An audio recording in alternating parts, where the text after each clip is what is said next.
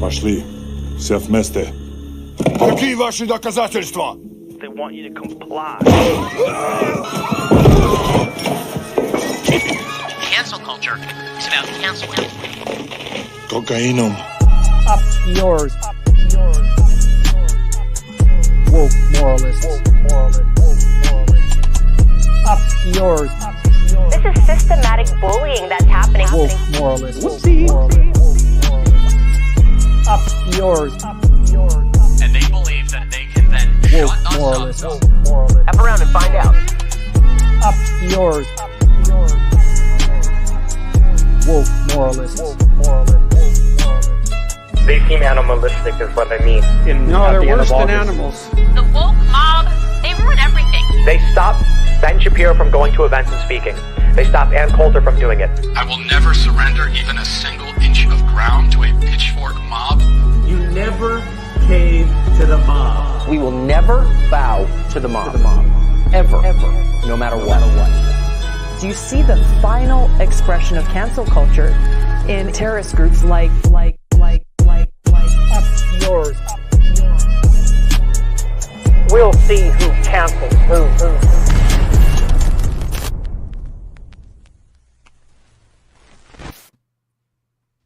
Hey.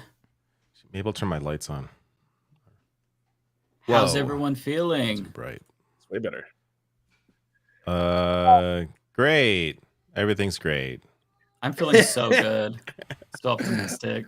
I was just watching Hassan debating Asmongold, the famous That's Asmongold. happening. Oh God, They're that debating guy's- live right Oh. now, and Asmongold is learning about a lot of. You're gonna things lose our in audience. real Let's time. be quiet.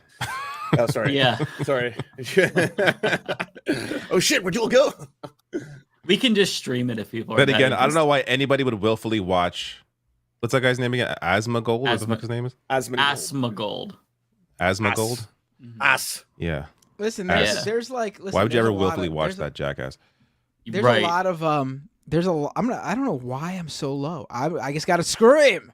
I There don't you know. go. Scream at us, yeah. There are a lot of streamers who I just don't get. Like I don't get what made them so popular. But like every now and then I'll catch a clip and I'm like, oh, I get it. Mm-hmm. But I will never. I've yet to see that clip for Asmongold. Yeah, no, I don't. Yeah. So true. So true. I hate Destiny, and I know why Destiny's popular. I know why Yeah. some people Right. find him Exactly. extremely entertaining. I can see that. I Right. hate Alex Jones, Yeah. but I know why people find Alex Jones. Oh, Alex entertaining. Jones is I a can- master sure. at what he does. Yeah. He is. You know, Yeah. him and Donald Trump are second to none unintentional hilariousness. But the Asmongold, like, it's like the fucking he literally has blood on the walls in one of these photos he posts. There's I coffee. saw a photo of that. Like, He has what no the charisma. fuck? It's just there's no camera presence. He's so boring. Like, he's wrong about everything, and he's incredibly boring. I like what is the appeal here? I don't understand. What like I watched a couple of his videos. I watched one that he did on Stellar Blade where he says normal people react to the Stellar Blade controversy, which we can get into later. But I would love all to. he does It's is very important. I think it's one of the most important stories of our time. But like he'll pull up a video, somebody else's video, and he'll just watch it and he'll chime in now and then and be like, "Yup, Mm-hmm. uh-huh." And I'm Isn't like, there another guy who man, does that who's really big? XQC. XQC. Like I don't get it. Like But XQC talks fast at least. He's got that. He's very You know fast. what I Is he the think French it guy or is? is it somebody else? Yeah, he's got a Quebec accent. That's like He's that. a French I guy, get why yeah. he's entertaining to see some people too. No, I just having a funny accent doesn't make you entertaining. I'm sorry. Well, it worked. I disagree. get why some people I would find disagree. that entertaining. I'm not saying I do. I think it's just that people want somebody to watch videos with, and rather than just watching the original video yourself, you can kind of feel like you're watching it with a friend who's also stinky. And so maybe that's what it is. Who wants to do? My people are complaining about my lighting now. I gotta just tear everything down. I gotta tear down. I gotta tear Your down lighting my is fine. lights, It's my like- camera. It's like you're sitting on a You cloud do in look heaven. like you're in heaven. Yeah, Like an angel. I don't know what's going on, man. You're just glowing. How about I'm in hell now? There you go. That doesn't help. I don't. No, I it's don't still get super what's white. going on. I don't get what's going on. I don't know what's happening. I think your lighting is fine. It's the white balance. Your lighting is fine. No, it's the white balance. It's completely off. I don't know what's going on. I can't get it right. I guess that's a little bit better. Christ Do almighty. people expect quality from streams? I don't think. I mean, I've seen some shitty ass I camera. don't have a shitty ass camera. Famous people with terrible That's cameras. the problem. I don't have a shitty ass camera. If I just had some like Logitech webcam, I could be like, oh, what do you guys expect? But I'm using a mirrorless camera. This is ridiculous. And I've got a Logitech, and I feel like it's pretty good. It's much better than mine right now. Good. I don't get it. I just got to redo everything. I just got to redo everything. Yeah. See, when you look when at the you white took that balance right step, now. It was very angelic. You know why? It's because it's on auto adjust. You have to set it to. You have to like set it manually. I messed it up with something. All right. Yeah. Once you set it manually, then it shouldn't, because it's just adjusting to when you're moving. That's the problem. True. But now you have to tell us what God's cum tastes like. Oh, what the what a left turn that was. Wow. Tastes delicious. Nice. Oh, really? That's good to find out. Not bitter. I will say this conversation so far a lot more lighthearted than I expected. 10 minutes. Yeah, nothing happened this week. Nothing crazy. Happened. Everything's beautiful this week. Everything is great. Yeah. What a terrible week. I've just been so like I put this on Twitter. I feel like I need therapy just to deal with the level of the amount of propaganda that I've seen over the past few days, just over these protests. It has, like, there have been like, I'll be sitting in my room just blurting out like, "Oh God," like I'll just be like, just to get out the anger, anxiety. I'll just be like saying shit after reading some garbage I'm seeing or watching some shitty video like Dana Bash on CNN or Morning Joe. Al Sharpton, like it's all just such fucking garbage. Like Fox News, of course, they're of course all shit. And look, to be clear, usually, often MSNBC, CNN are as well. But it's like the level of propaganda. The thing with the chains, the bike chains. Oh my God! Like that should be deeply embarrassing to everyone involved. He should have said that like before it happened, and looked down at the chains and been like, "Are we doing this? We're really gonna fuck it. All right." We're like that's yeah. I can't believe that. I guess I mean, if I don't know, if people have been in a cave all week and didn't see this story, I guess I could bring this up. I on my stream last night, I went through all this stuff. But let's watch it together, obviously. I this really like sort of invigorated me. Like honestly, like the past couple of months, you know, after, you know, I still do what I do, but like I haven't been, probably people may have noticed if I haven't, you know, I tweet maybe once or twice a day, nothing crazy. But then I saw this shit and I had to like jump back into Matt Binder mode on Twitter and just go fucking balls to the wall nuts on this. Like this was insane. Like this was like propaganda to the like that I haven't seen since the BLM protests of the summer of 2020, when we saw the same shit about outside agitators coming in and how it was Antifa doing this and that. Was that on? Was MSNBC doing that though? I don't remember. I feel like this is like another. This is like an extra level. Of course, all the conservative outlets were like, you know, doing all the BS. Well, I remember in 2020, I actually gave testimony to New York AG Letitia James about what I saw firsthand at some of the protests with the cops and how they were, and on top of that, the conspiracy theories they were spreading online. I don't know if you guys recall, but a NYPD member went on TV, I think it was like Fox News or something, and there was a QAnon mug in the background. And I was like, yes. Oh, yeah, I remember. Yeah, that. and I gave her testimony because I was like, this is ridiculous. Like someone with some sort of oversight needs to be aware of what's going on here. And so I gave testimony to them. This is that all over again.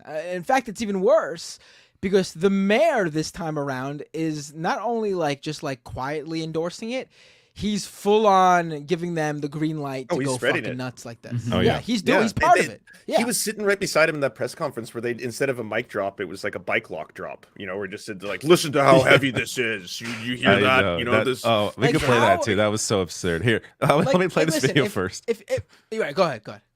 Right. Tell us about this change. Yeah, so when we entered Hamilton Hall, this is not what students bring to school. Okay, this is Don't what think so. professionals bring to campuses Nope, and they sure universities. don't. These are heavy industrial chains that were locked with bike locks, and this is what we encountered on every door inside of Hamilton Hall. And so in order for our emergency services group to enter into the building, they had to first cut through these chains, but also get rid of debris and barricaded doors that were barricaded with refrigerators, vending machines, chairs, you name it. They pushed it up against those doors to try and stop us from coming in. But our guys would not be stopped. They did a fantastic job of entering into that location. Okay, I want to pause it here because I want to find the picture of these very locks. Well, first of all, as the resident New Yorker here, I can tell you right now that these are kryptonite bike chains. In fact, that specific. Did you know it's called the Forget About It? New York Forget About It. Yes, it's literally called About the It. New York Forget About It. I'm locking my bike over here. I've seen these on every regular cycle. Like if you're a regular cyclist in New York, which there are a lot of, you see these wrapped around every single bike. I'm not even talking about like you see them when they like need to whip it out to chain it up to a fence or something. You see these wrapped around a bike when they're moving. They're so visible on every single bike because basically if you live in New York and you regularly ride a bike, you've probably had it stolen at some point. So you learn that lesson and then you spend the money to get this incredibly strong New York Forget About It bike lock and chain from kryptonite. Everyone has it if you're a regular bike rider in New York. And not only that, but the school itself, Columbia, was selling these bike lock and chains themselves on. So you're saying they're encouraging the protesters to barricade themselves because they're selling this for them. I see. I see. And the police are out there claiming these are industrial chains that no student could ever have or even get their hands on, which is bizarre because let's just say for the fuck of it, these weren't sold at the school and they weren't your average bike chain. There's hardware stores all over New York City. You could get a bike lock and a chain. You can just get a lock and a chain anywhere in New York. It's New York. They sell everything and everything. It's the year 2024. There's Amazon warehouses all over around New York City. I can get almost anything sent to me by 10 a.m. tomorrow morning if I order it right now. This is ridiculous. The idea that you can buy a gun, but you can't get a chain. You can legally purchase a gun. Oh, these chains though. Oh, you need the black market to get these chains. Like, get the fuck out of here. It's so stupid. Like I could literally, I could order anything right now and have it in my hands. Oh, you got within just a few hours. It's like ridiculous. Nice. Hell yeah! And then if you want, I can share the Al Sharpton one as well. Like this clip is so comparison to January 6th. Yeah, it's dangerous. It's dangerous to put in people's minds like, hey, if we're gonna call that out, why don't we call this out? Because they're completely different. It is so stupid. I didn't see this. Trump, like, let me say this: the politics of that, what is being about them not doing that, Joe, where you and I agree. How do the Democrats, how do all of us on that side say January 6th was wrong if you can have the same pictures going on college campus? Oh my God! Oh my God! Like, how stupid is that thought process? Like, do liberals really think the problem with January 6th was that the Trump protesters, the Trump rioters, the MAGA guys, the Proud Boys, the militias, the 3%ers, whatever, the QAnoners, that the problem with them on January 6th was that they broke a few windows? The whole point of January 6th is they were trying to stop the election results from being certified. They were trying to subvert the election. They were trying to actually subvert from certifying them. Democracy. Like, that was the whole point. Like, even if you're one of those people who think that's overboard or whatever, that's still the argument. The problem with January 6th was that. Not that they broke a few windows. That's ridiculous.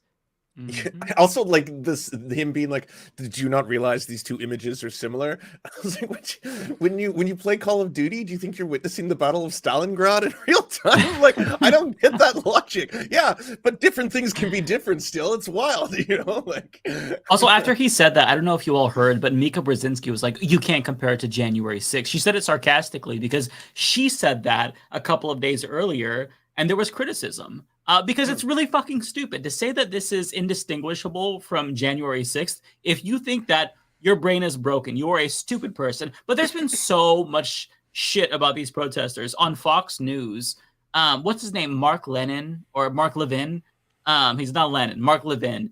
He said he had a guest on that said that this is basically Hitler Youth. They're anti-Semitic. We're watching Hitler Youth across the country. I mean, I feel like I'm losing my mind. Yeah, there's no depths to their dishonesty. And then Biden today released a statement calling these protesters violent, didn't bother to address the violence being done against them by cops, by pro-Israel agitators, just said they're violence. He's going to have to get their votes. How's that going to work out? I mean, the people who you need. He doesn't care. He's choosing Israel and Benjamin Netanyahu over Trump. It's done. It's over in terms of like he's so cooked. Right. He's cooking himself. Yeah. I already know how I'm voting in November. It's done. It's done. Quote.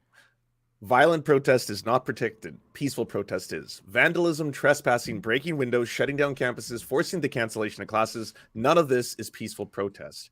And that's not him describing the fact that every university in Gaza has been damaged or destroyed. Like, if you care, like, that's like, we've been listening to people waste so much time talking about broken glass at one of these campuses. Did you hear? Apparently the students broke a glass. There was glass on the ground. Glass shattered. They broke a glass. And it's like, what the fuck? Why are we talking about this? Why are you mad about this? Why are you concentrating on this? Why are the students protesting? Mainstream media is completely fucking this story up. If anything, they're just accelerationists. They're making it worse. They're like, you should be reviled if you see police officers beating peaceful students. Like, that should just in your core shock you. And people know this, which is why they're trying to do this. Like, hey, look at the chains. Look, Hezbollah, Antifa, Hamas, MS-13, they've all collaborated, the Chinese and the TikTok. They've made them into super soldiers, and now Antifa is releasing them onto you. They're dehumanizing students now the same way they've done to Palestinians, right? They did that press conference today where what Tom Cotton was calling the things little Gazans or little Gazas is what he called them. He's like, each one of these encampments is a little Gaza and is anti-Semitic and needs to be destroyed. I was like, what, are you gonna bomb campuses, Tom Cotton? What are we doing here?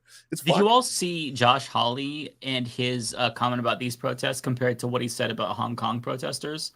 It's funny. He was like, expel them, all this shit. And then somebody pulled up a tweet from 2019 of him talking about Hong Kong protesters and was like, these university students are being brutalized by cops. It's so disingenuous. And I think I bet you every lib has one of those. I bet if we went through the Twitter of every single fucking blue, no matter who lib, they will have a Hong Kong protest tweet. There's probably a name for this law. There should be an internet law rule named after that. Yeah. You don't even have to. You don't have to go back to Hong Kong. It's happening right now with Ukraine. Like, it's unbelievable. Like, true. Like, it's when they have the emojis in the names and they reply to you, and you're like, there's more Ukraine. Like, the whole thing. Like, oh, I can't believe they replaced an American flag with the Palestinian flag on that one campus in New York City. Oh my God, I've seen more Ukrainian flags up than I've seen American flags. Like, are you kidding me? I can say the same for Vancouver. There was at one point more Ukrainian flags all over the place than there was Canadian flags. There was just like Ukrainian flags everywhere. And by the way, Eric Adams has held up an Israeli flag numerous times. There's Israeli flags in the NYPD hanging up right next to the American flag. Like, of course, in general, liberals love bringing up like this thought process we saw with Mika Brzezinski right there, and Al Sharpton, and then the flag stuff. Like, oh, these protesters, why Palestine? Why are they so obsessed with this? Why aren't they protesting Russia with you? We're on our country is on the right side in that. What am I supposed to protest? What am I supposed to protest? We just sent Ukraine billions of dollars, and you know what? I'm not one of those people who's against that. I'm fine with that. We're on the rare right side of something. What am I supposed to protest?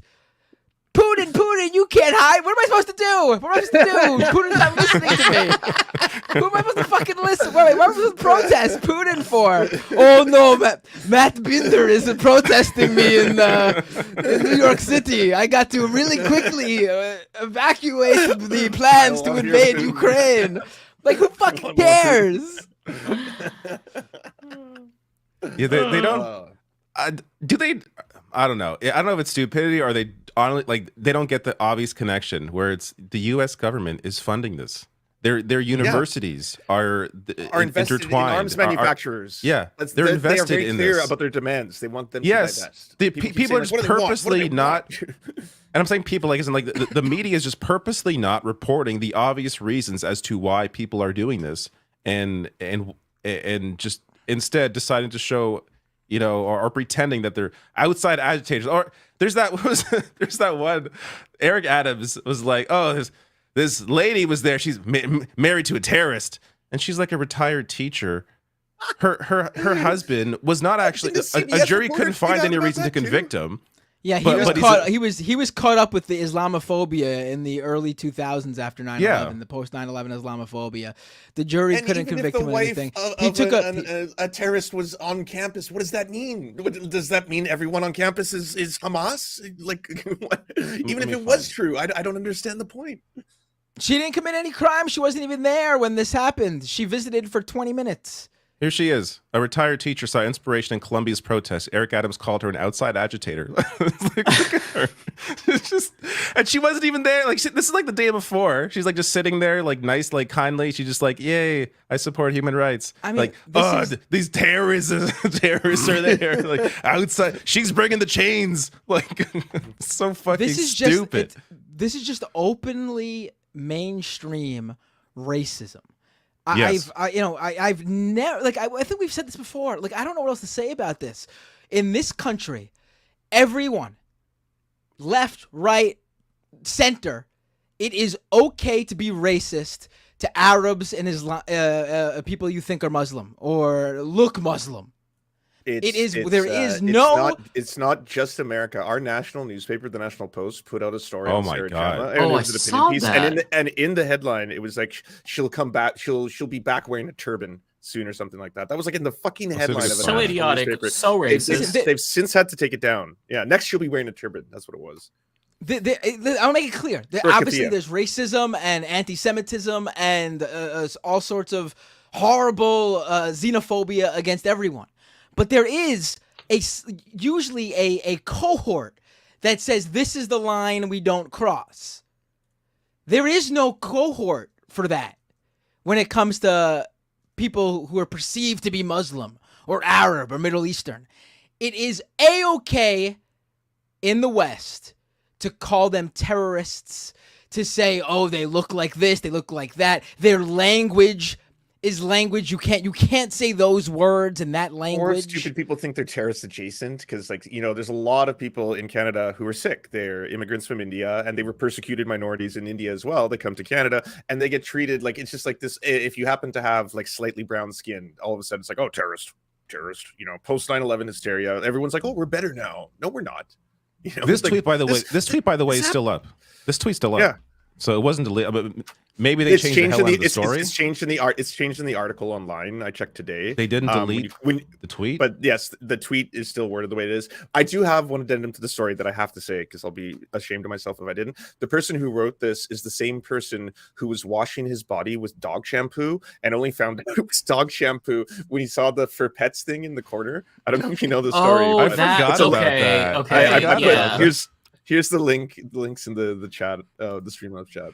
Yeah, it's that guy. That makes so much sense. It's like there's a giant dog on the bottle. I love it so much. He was like, really hard to see the 4 pets type 4 4-point typeface. I'm guessing this is common. Like, shit, you couldn't torture out of me. He gives it away for free. I love it. I love that they disused him. So it turns out I've been using dog shampoo in my hair for the last few months. I only discovered it when I ran out and needed to get more. This is partly my own fault, but it doesn't help that Arm & Hammer has the word pets in like 4-point type fonts. It has a dog. What the fuck? I'm guessing this is common. No, it's not common. Are you serious?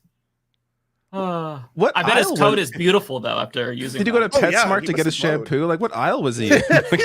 Last I Right. checked, they don't put the human shampoo next to the dog shampoo. It's so stupid. Of course, this is the same fucking guy. This is the level of brainiacs we have.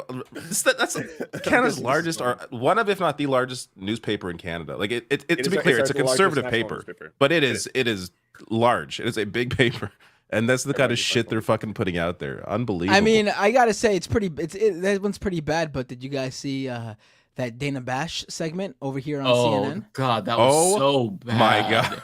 And honestly, it took me back to like 2002, 2003. Like, I really felt like, oh my God, I've never felt more. I've always done this thing where, like, oh, if it ever feels like we're getting close to like post 9/11 and the lead up to Afghanistan and the Iraq War, just remember we're not there yet, because social media, and there's there's more where there's more of us than them. It's definitely feeling closer than it's felt ever before right now. Oh, absolutely. It is all the insanity. paranoia, the racism, the justification for violence towards minorities, all of it is just ramping right back up. It's like, hey, here's a fun game. You all get a free time machine. If you want to know where a bunch of people would have been on different parts of history for, say, like the civil rights movement in the US, you can see that now because they're putting that. They're all broadcasting it on their social medias. Like, everyone right now is just like, oh, fucking, it's justified. We have to stop these violent unrests at the university campuses. It's like, these are kids in tents, peacefully protesting in tents, and cops are fucking in some of the schools shooting rubber bullets at them. Like, when you see that footage, I was deeply disgusting. Did you hear what just came out in New York about Columbia? For the past 2 days, they've been patting themselves in the back, the NYPD, about how well the raid went. Eric Adams saying it was fantastic, perfect, flawless. Just came out today, just about an hour ago. New York AG Alvin Bragg is currently investigating. A cop's gun went off in Hamilton Hall during the Columbia raid. Yeah, I saw that. I mean, that is fucking insane. Mm-hmm. Could you imagine being a parent, sending your kid to that school and finding this out? That the administration sent in cops who ended up shooting up the school? Heads gotta roll for that one. I'm sorry, the whole administration gone out. That would be in a sane world, but I have a correct. hard time imagining there's going to be any accountability. I mean, the hysteria is so overwhelming that, like, the most insignificant, benign thing is now controversial. I have a tweet from Michael Rappaport I wanted to share. He took a picture of, like, a random queer person just minding their own business, but this is controversial because they're wearing a keffiyeh. Like, as if my God. This is some, like, self-loathing queer person. They're wearing a keffiyeh, and if only this person knew that the barbaric Gazans would, like, tackle them if they saw them. Like, it's racism and homophobia. Yeah, that's the implication here. It's so despicable. And I've seen, like, especially lately, comments under my videos. It's like, oh, it's funny that this cocksucker is defending these Palestinians. They would murder him. It's like, do you not understand that there are actually queer people in Palestine? Is that mind-blowing to you or who not? are getting bombed to death? I'm pretty sure that kills you, right? Like, I'm sure they would like to have more freedom, and it would be awesome if they were super, super woke as fuck in Palestine, but that doesn't change the fact that, like, they're being actively genocided. That should also change your own resolve. You're like, oh, so the genocide's okay then, because they don't like the gays as much as I do. All right.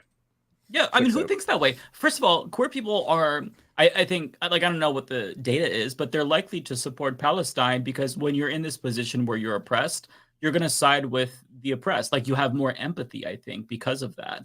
And that's the case with me as well. But, if somebody is hateful of me and homophobic, I don't think that they should be carpet bombed and starved and ethnic cleansed, right? Like, I have homophobic family members, and my response wouldn't be, oh my God, thank God they're dead if they got bombed. That's psycho. Like, I'm a normal person, which is why I don't respond to that. Yeah, right? It's just, it's so frustrating to me because the way that they, like, this really is like post 9/11 style Islamophobia, where they are portrayed as barbarians. Anyone who would dare empathize with them, they're seen as terrorist sympathizers. It is overt racism. And I don't remember it being this bad since I was a kid. Part of that is privilege because I'm not a brown guy who had to live in America post 9/11. But it's so disheartening to see how like overt the racism has become. Every time not me just and my like in friend circles, Dave- but on media. Every time me and my friend Dave post 9/11 would travel to the US, every single time he would be stopped for a random security check. He's brown, by the way, but every single fucking time. And the only one they would single him out, even like Asian friends, nope. Black friends, nope. Him. Every single time. Just random security checks, sir. And it's like funny how it's always the same person. But yeah, random. And it's just normalized. That's the thing that's really frustrating. There's not any pushback, no concern whatsoever about Islamophobia. It's so normal now, and if not socially encouraged, and you have lawmakers doing the same thing, you have media pundits doing the same thing, and in this environment, it's so toxic.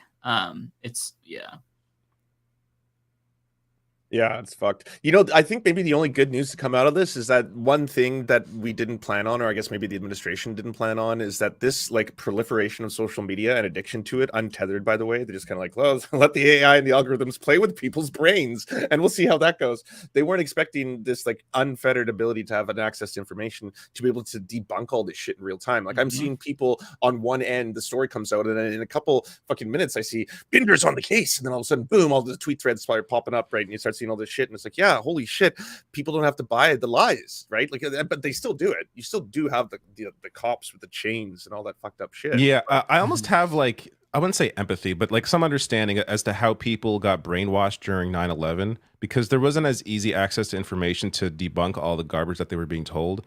But now there's no excuse. Like if you're on the wrong side now, then it's your fault, because all the information is there. All the debunking is right at your hands. It's all very clear.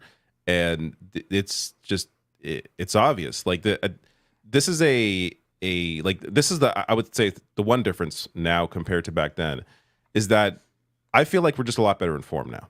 And there is less of this brainwashing. And still there's gonna, of course, well, we can see it too, right? You never used to get on the ground footage of dead babies every day, but like now we do, and now you see it, and now like when you do, you can't unsee it, and people understandably get mad, and so students want to protest, and if they do that, then the cops crack skulls.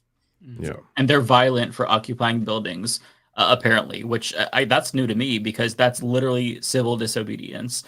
This is exactly what their predecessors did during the Vietnam War, during South African apartheid. I mean, if anything, they were that's much still on the more Columbia violent website before. Yeah. It's like the greatest shame the university ever experienced. Yeah. I don't know if you all saw, there was actually a really great professor. I think it was from Columbia.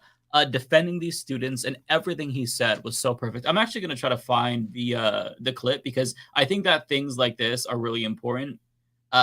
Because if you just consume nothing but the lies and the brain rot, it's gonna melt your brain. Let me try to find that. It was so good.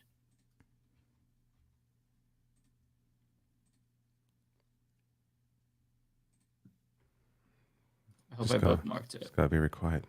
Here we go.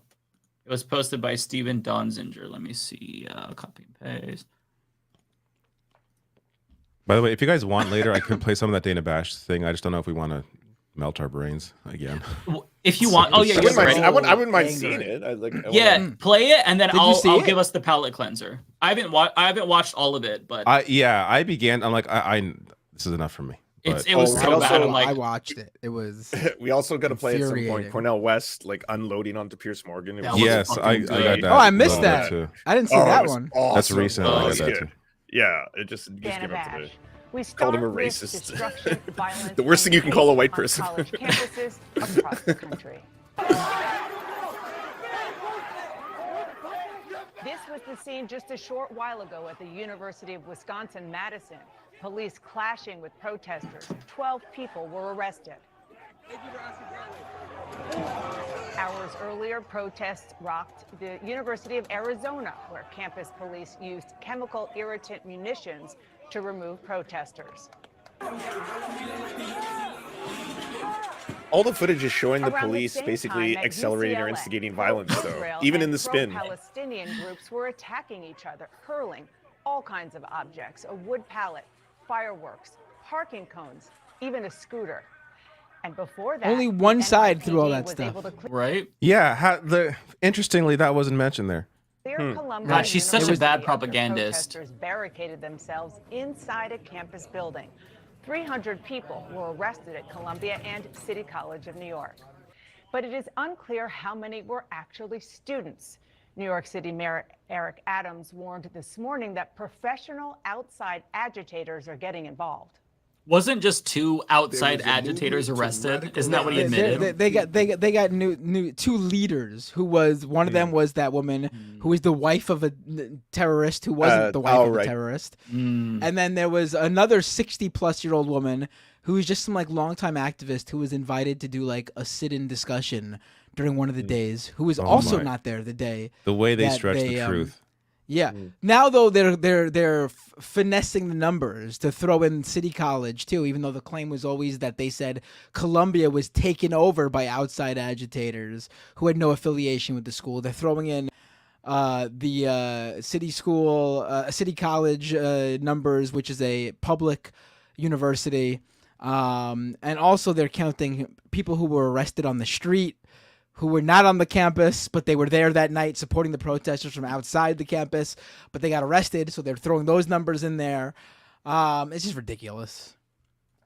And I'm not going to wait until it's done and all of a sudden acknowledge the existence of it. This is a global problem that young people are being influenced by those who are professionals at radicalizing our children. Stupid. And I'm not going to allow that to happen as the mayor of the city of New York. Many of these protests started peacefully with Hey, who shot those fireworks? About the war, but in many cases, they lost the plot. They're calling for a ceasefire. Fuck off, Dana. Well, there was a ceasefire on October 6th, the day before Hamas terror. Wow, she's playing all the hits. Oh my! That has been debunked so many times. There have the amount of attacks. Like, there's story after story. Like throughout early October, like I think it was like October 5th or 4th. Israel was attacking Palestinians, both in the West Bank and in Gaza. Throughout September, they were doing so as well. What ceasefire are you fucking talking about? Absolute fucking bullshit. Also, she says, but also she says they started out legitimate, and then they lost the plot. And what is her example for that? Like the main thing everyone asks for, a ceasefire. Like, how is that losing the plot? That is like the core. There's two things these protesters want. There's 2 things these student protesters want. Well, a few of them have a bigger list, but on every list I've seen, there's 2 main things. The ceasefire, but that's just like what they want, but they know they have no power there. That's not why they're actually at their school doing it. The main thing they want is they want their school to divest from these arms manufacturers who are supplying Israel with these weapons that are being used to kill innocent Palestinians in Gaza. That's like those are the 2 core things. So to be like, oh, they're calling for a ceasefire. Whoa, these pro-Palestinian protesters lost the plot. What? Like what? More than 1,000 people inside Israel and took hundreds more as hostages. This hour, I'll speak to an American-Israeli family whose son is still held captive by Hamas since that horrifying day that brought us to this moment. You don't hear the pro-Palestinian protesters talking about that. We will. You don't hear the media talking about 14,000 dead children. I hate her. Oh my God. Losing my mind. The Prime Minister is prosecuting the retaliatory. All right, no, she's right. I'm gonna dig a tunnel from the bottom of my house. I'm gonna find the Hamas tunnels. I'm sure they've extended it to America by now. I've heard they were working on it, according to Israel. I'm gonna get down there, and once I see Hamas, I'm gonna start going, what do we want? Release the hostages. When do we want it now? Like, what is it? Like, I don't get what she wants. Of course, Hamas should release the hostages. There should be a ceasefire. Hostages should be released. I don't want to see any civilians involved in this whatsoever. But we don't have any say. We don't have anything to hold Hamas accountable for. I have no power over Hamas. I can occupy a school that I attend as a student to try to force the hand of the administration. That's why I do that. Like, also, that's why I take the streets to tell my government to stop aiding and abetting Israel in bombing Gaza. I can't go there's no Hamas doesn't have an embassy in DC I can drive to. And I can be like, release the hostages. Like, it's super fucking simple. It's also worth mentioning there have been ceasefire deals on the table that Netanyahu is the one that has shut them down. He's the one that does not want an end to this. Oh, absolutely. There was the last negotiation. I was going to say the families of the hostages back in January, they came in to the Knesset and were protesting Netanyahu because they wanted him to take the deal and he wouldn't take it. Like, this is the shit that people don't hear. And apparently in the last negotiation, and this is kind of fucked up, in that they revealed that they don't have as many hostages in the categories that were being asked for the terms of the trade, such as, children, the elderly, stuff like that. Like, they're running out of living hostages because they're getting bombed to death. And it's also expected would happen. Right. It's worth noting also that people like Dana Bash, who purports to care about hostages, has said nothing about the Palestinians being held hostage by Israel. Thousands. I believe, thousands of people. There's been reports of misconduct with regard to like torture and shit like that.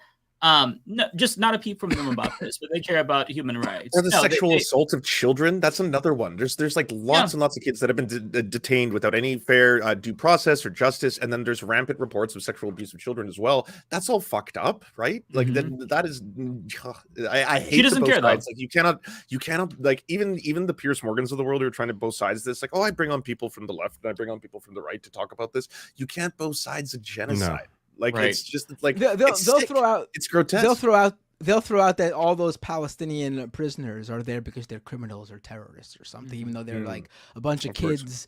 That's not, but of course, when they say release the hostages, they throw in the IDF soldiers as like innocent civilians who should be, who should be part of that deal or whatever, who shouldn't be there.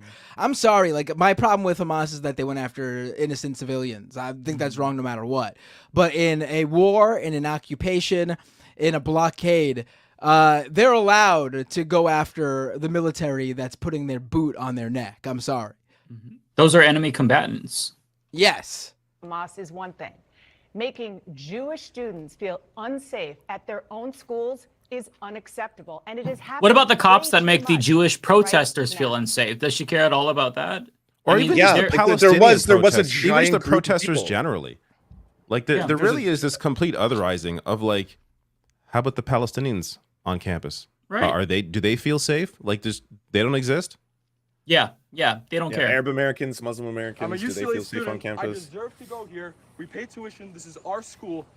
And they're not letting this guy's already been outed as a regular agitator. He wasn't trying to go to class. He's been trying to bother the protests nonstop. They were just keeping him away so it would not escalate. Again, what you just saw.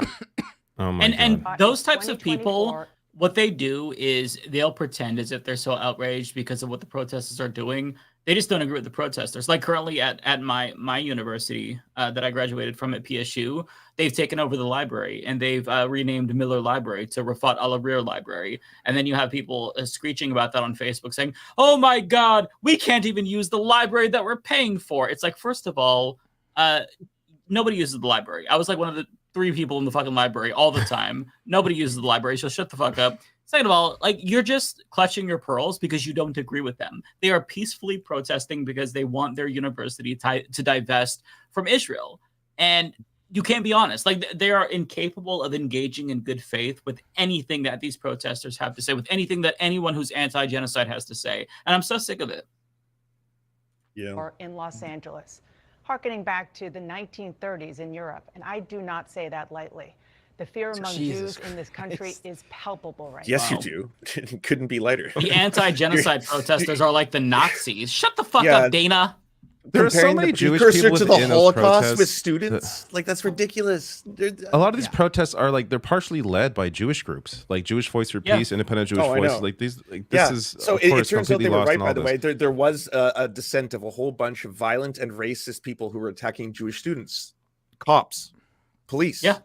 You saw it, and the pro-Israel counter-protesters at UCLA who were throwing fireworks at them and attacking boards. them, yeah, and hitting them with boards Amazing and bars. Also, it was pro-Israel protesters who were doing the terrible chants of "kill the Jews" and other stuff that wasn't covered by the Daily Beast, and luckily people took footage of it. Otherwise, boom, I forgot right there. about that. Yeah, someone on one of the campuses was asking for the death of the Jews. That happened. And it was like, yeah, it was a pro-Israeli protester who was saying, "Come on, everyone, right? Kill the Jews." And they shut down. They had the cops shut down. They had the cops shut down the encampment and the protest because they claimed that people were chanting "death to Jews," and when it came out, it was a pro-Israel protester trying to. Who was, by the way, kicked out of the protest by the other protesters. Yeah, they booed him when he said that. They denounced him right then and there. And then when a journalist, I forgot who, but a journalist reached out to the school to say like, "Hey, you ended the encampment. You attacked these protesters. You went after these protesters. When we have it on video now that it was the pro-Israel agitators who were chanting that." And the school wrote back, their official PR person wrote back something like, "Aha, so you don't deny it was said. Well, I don't care what the context is. It has no place," as if that was the point, as if they were trying to say like, "Oh, it's okay because it was no, the point was the pro-Israel protesters were doing it and you guys blamed the pro-Palestine protesters." I mean, it was said. It doesn't matter who said it or why. Someone said it. So crack the skulls. Send them in. The skull crackers are here. I mean, why wouldn't these agitators just show up to every single protest after that and just do that to shut down every single one? I mean, if it's that simple, it really is, honestly. Okay, here's the oh, sorry. You want to go? Oh, I was going to say, I do have a palate cleanser, a speech from a professor.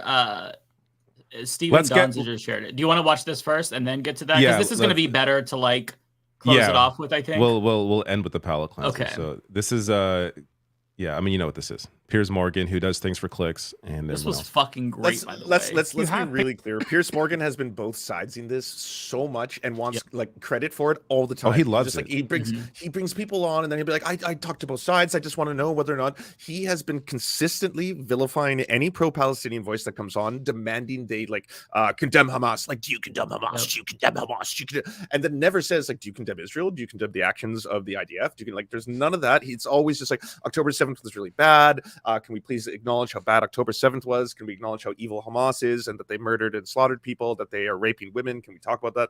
And so then when he finally got called out here, the reason I think this is so beautiful is someone finally had to say, there's a reason why you are okay with both sides in this, and it's fucking racism. It's because you don't value Palestinian lives in the same way you do Israeli lives. And because of that, you're fine of just treating them like a number. 15,000 dead kids, 20,000 dead kids, 25,000 dead kids. Yeah, unfortunate for sure. Wish it didn't happen. But, we got to talk about the broken glass. What about the broken glass that happened at the campus? You have people, and we've seen pictures of them inside and outside campus, who appear to be supporting Hamas rhetoric, who are wearing maybe insignia relating to Hamas or Hezbollah or whatever. Yeah. If you're brazenly supporting organizations, groups of people that are deemed to be terrorists by large swathes of the world, does that cross the line? This is utter nonsense, Piers. Can I just answer the question? Okay, check. Yep. You got genocide taking place. You got IDF terrorism taking place. You can't say a mumbling word about 12 universities that have been leveled to the ground. Hundreds and hundreds and hundreds of professors have been killed. Students have been killed. You're a journalist. Yes. Have you talked about the 112 journalists who have been killed, brother? Yes, I have done. You just spread lies. Well, hang on. Well, Cornell, he tweeted about it, by the way. Cornell, hang on. Cornell. You're unfair. Cornell. And then you just start lying. You start lying, man. It's ridiculous. Cornell, man. I'm not lying about anything. No, you are. I agree with Cornell West completely. You're totally, utterly lying through your framing. The framing of this is a total, complete lie. Look, I can't hear you both speak at the same time. Cornell, just to be clear, I have posted... Sorry, hang on. Please. Hang on. I have posted about the journalists who've died in Gaza, right? I have posted about this. I have highlighted the deaths of those journalists, right? Put it in the framework. Well, I'm going to. I was going to come to you about the framework. No, you're not. I'm sure. All the journalism about one hall. So you good. hardly can say a mumbling word about universities, libraries gone. completely? Schoolrooms gone completely? You see how truncated and narrow your framework is? You're just lying, man. You ought to be ashamed of yourself. Okay. When you say lying, what you're trying to imply that I don't care about the other stuff you've just mentioned. Yes, that's what I'm saying. That's not a lie. That's definitely right.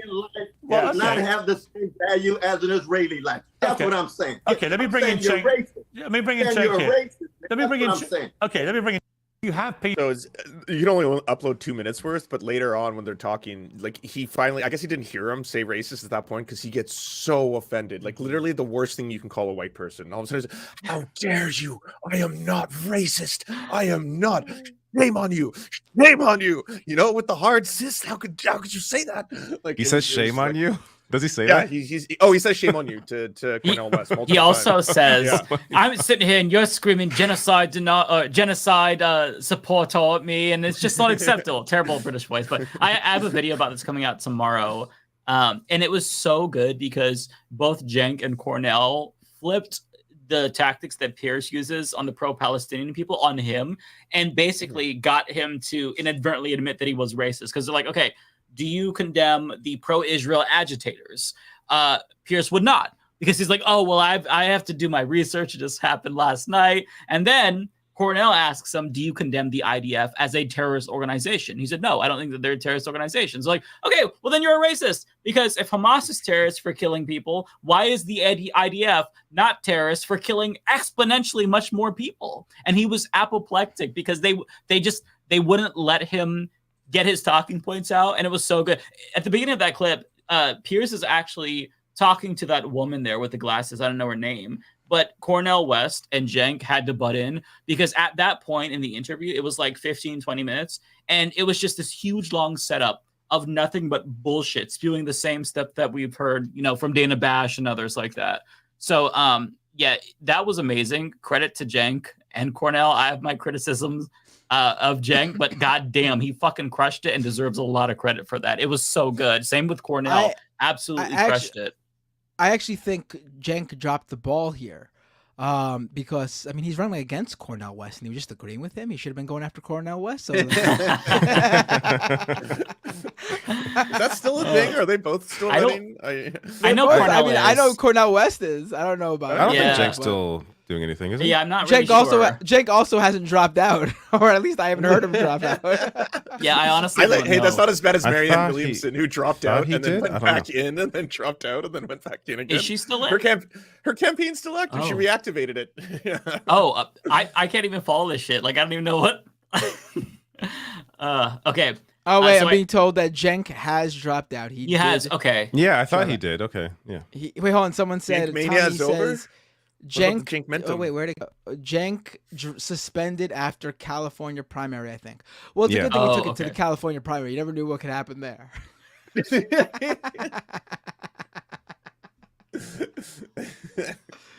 I hope we move some books.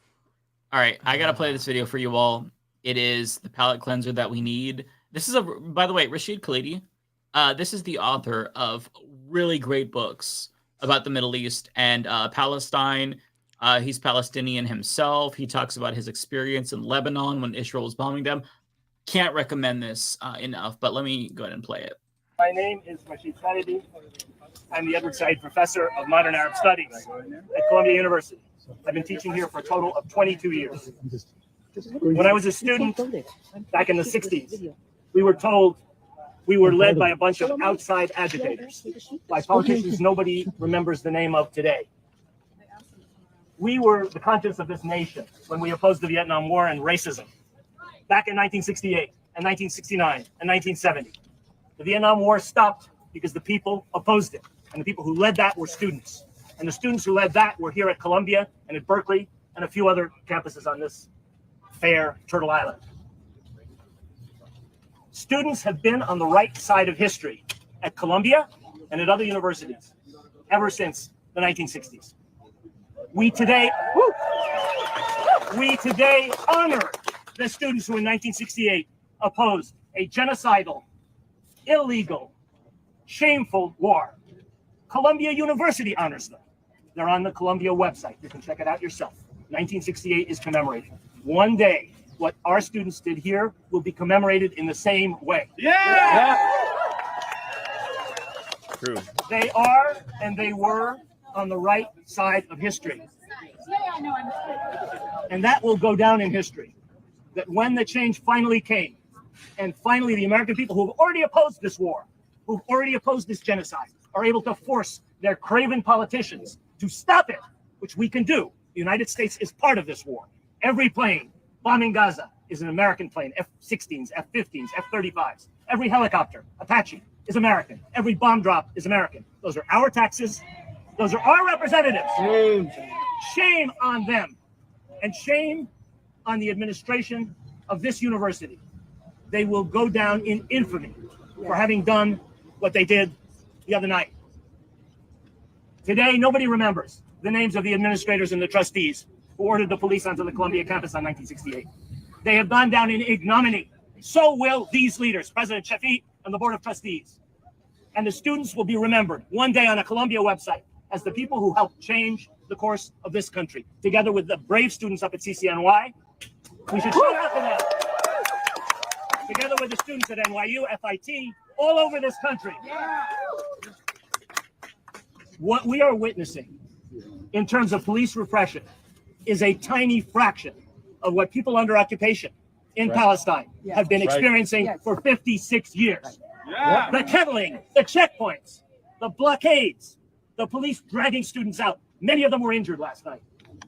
The lies, outside agitators. Wait until the numbers come out from one police plaza. They were all students.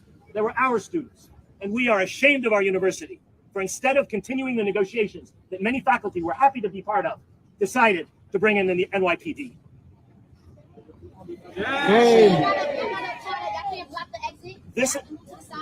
This administration has brought disgrace on Columbia University. Shame on them. Shame on them. This is not and was not about safety and comfort, which is what they claim.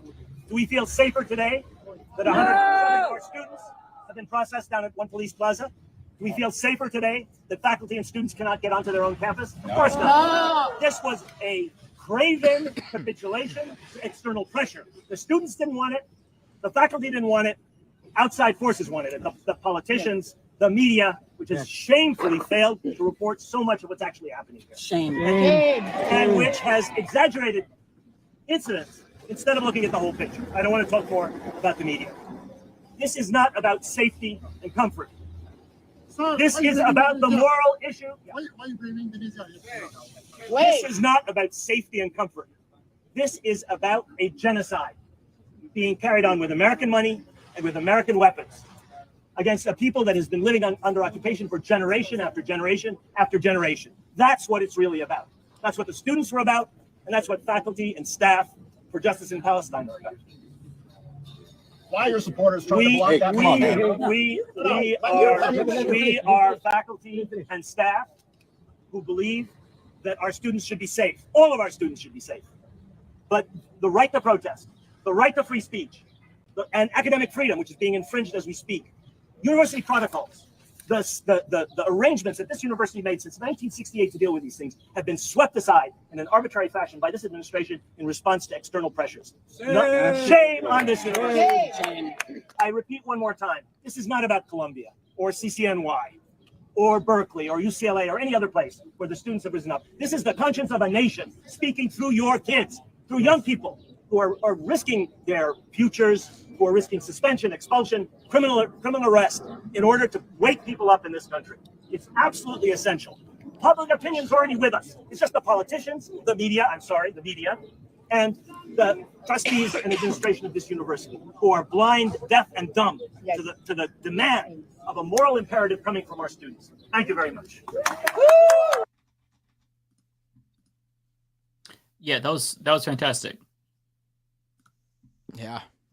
Hey, Rebecca, welcome. Well, I'm about to say welcome to y'all. See, God, that was great, though. I was listening to the speech, and that was really good. How y'all doing? Pretty good. We missed you.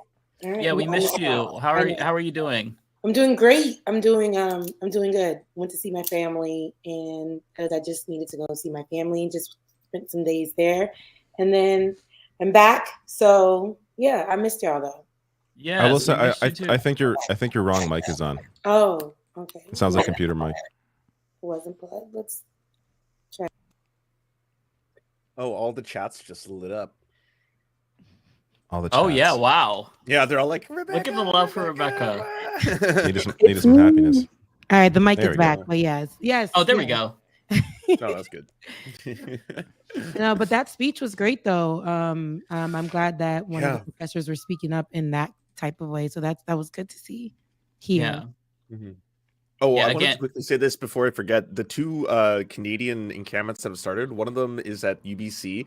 They're refusing to meet with the administration. They're so metal. They're saying that they're only going to negotiate with members of the Musqueam band, who are the rightful owners to the land title. So they're not even going to negotiate with the university. I was like, damn, they're going hard right out the gates. Similar to the one in McGill. At McGill University, they wanted the cops to come in the way you're seeing it happen in the U.S. And then the Mohawk Nation, that technically does own the land title to that university, said the students are allowed to be there. And now there's this whole thing where, like in Canada, they take those things a little bit more seriously because they just don't want the optics of going against the band in this case. So apparently they're not calling in the cops, so that's good news there so far, because the cops said no crimes have been committed. So yeah, good.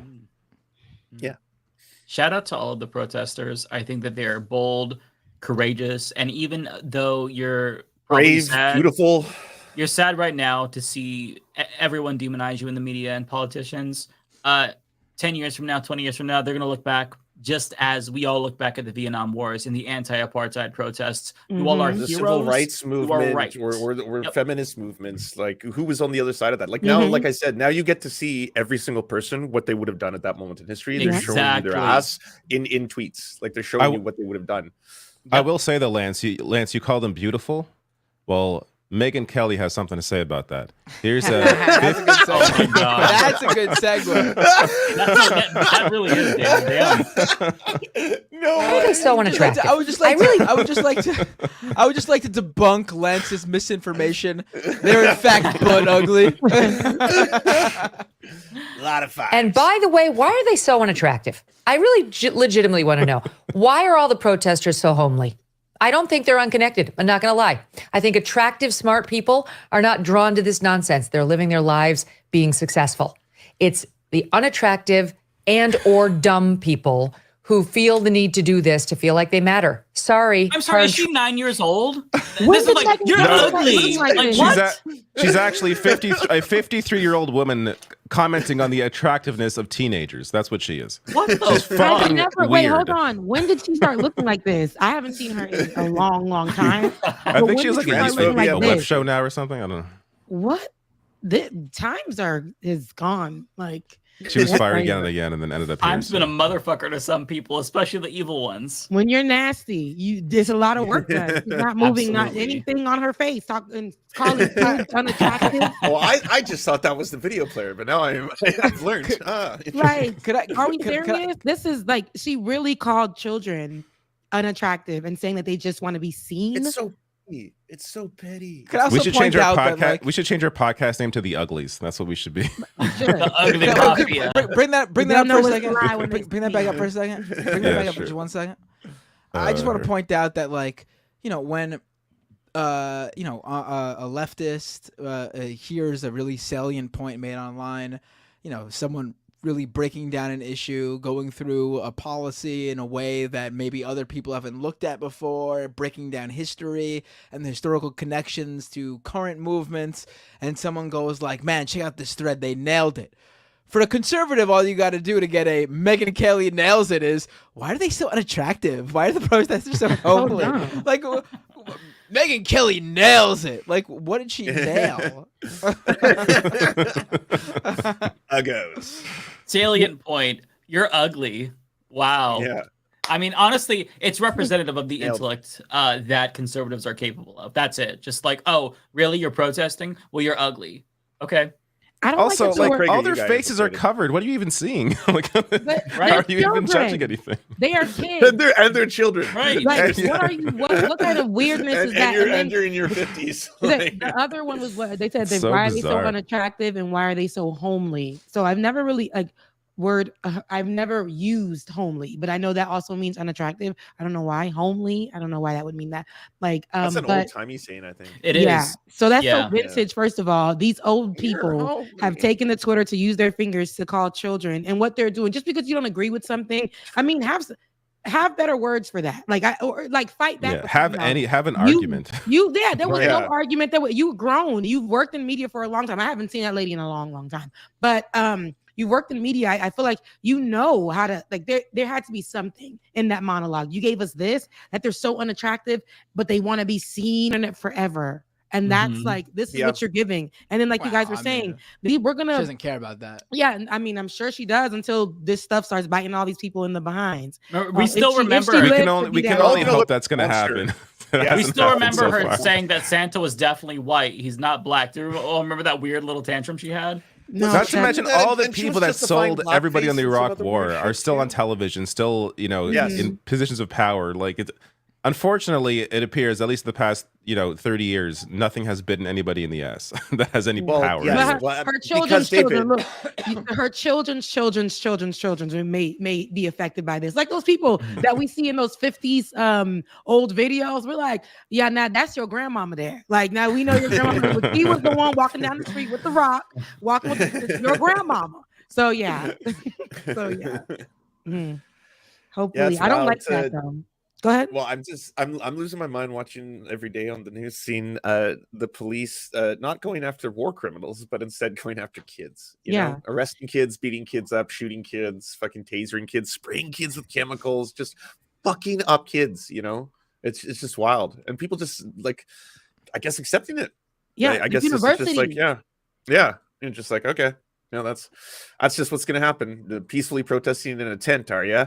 Glass them all. Fucking crack them skulls. Get in there. I was really sad to see. So I looked at the page for PSU on my alma mater, and a bunch of people just like, oh my God, send the cops in, bust up these protests. Any alum that's helping, revoke their degrees. Like, they want blood. Like, they want the skulls to get cracked by the cops. It's so ridiculous. I mean, a lot of this is they're being egged on by folks like Andy No and by the media as well. But I mean, we're all adults here. If your reaction to a justified rage by these protesters is that you want their skulls to be cracked, you're a shitty person. Fuck you. Like, you're just a bad person. I'm sorry. And you're going to really look stupid and feel stupid 10 years from now when everybody pretends like they were support of this.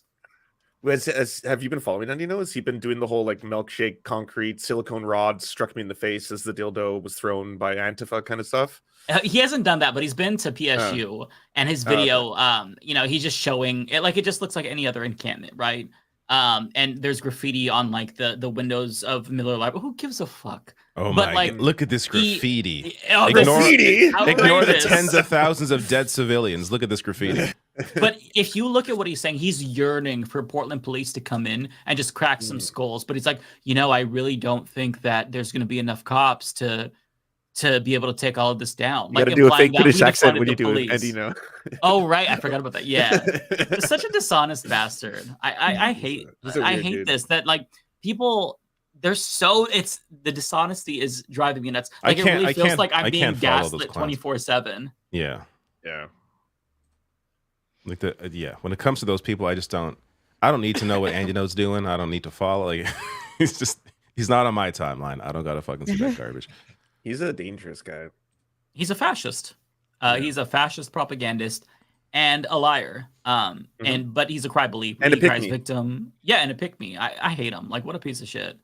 But I don't know if you all are ready for some more lighthearted content. Oh shit, are we doing Tittygate? I really wanted to wait until Rebecca got here before we started talking about it. I'm like, who's Tittygate? What happened? Okay. Rebecca and David, and I don't know if Matt probably has heard of this, but I'm curious to get Rebecca and David's reactions to this. Yeah. So I know. Video game shit. I fucking know video game shit. You know. Yeah, I don't. Well, I do too. No. But this you don't need to know anything about video games for this story to entertain and amaze you, because like what will blow your mind more than anything, how all this fucked up shit's going on around the world. We're talking about these protests, the students getting beat up, police violence, corruption. Some people have dedicated all of their time to this cause, which is all about titties and not getting. Why are you guys? You guys are so immature. Specifically, 72,120 people. 72,000? No, we just passed 50 last time I looked. Hold on, I gotta know what was that sound effect? I need to know. I used it today in my video when I was talking about the husband of that lady who was the agitator, and I said his name because it sounds scary. It's like Samir Alaran. that's why you got to be scared of him. What is it? I need to download that. It's too funny. I love it. I could try to send it to you. It's off the Roadcaster. I don't know where it came from, but it was already on here. You gotta send it to me. Yeah, I can send it to you. It's a great sound effect. Okay, so this is one of the most important causes that I've ever seen, defended by Asmongold, so you know it's important. And basically, I'm going to let this individual explain it. So this is Mark Kern, known as Grubs on Twitter. I believe he's basically the libs of TikTok, but for gamers. And he's going to explain... Well, that's good. I didn't come up with it, but I can't give credit to who said that because I don't remember who said it. But credit to that person, if you're out there, thank you, is very, very poignant. So they say Stellar Blade is a phenomenal new game that just launched on PlayStation 5 worldwide, but it has a problem. Hit that soundbite one more time, David. Content has been censored from the original trailer version posted by Sony. We, as gamers, want this content back. We relied on it. We made the game the #1 pre-order worldwide because of it. And this is the true game we want, okay? We're going to tell you what they want in a moment. Stellar Blade is more than a game, okay? It has become a cultural beacon for freedom of expression in a time where game publishers like Sony are censoring games more than ever. Stellar Blade was a breath of fresh air, and gamers rallied behind it because it meant things were changing, getting better, and the voice of creative freedom was ringing loud and clear. But for reasons unknown... This sounds like there needs to be like remember the opening of Zack Snyder's The Watchmen, where it's like they had the Bob Dylan song playing behind it. We need this video game with like the times they are changing. Children. By the way, Rebecca, I just want to say a hashtag not all gamers. All right, I know you're about to be reviled, disgusted, and confused, and all that's about to happen. In fact, these are not what they not took most. from some weirdos on the internet. Are we going to show those clips, by the way, of those people? I got to push Yes, back we a are. little bit. I got to push back a little bit. I do think that if you are someone who considers your identity to be a gamer, this is quite representative of gamers. I consider myself to be a gamer, and I am not, because that's. It But depends. everyone Okay. plays games. It's like oh, I'm a movie watcher. I'm a TV consumer.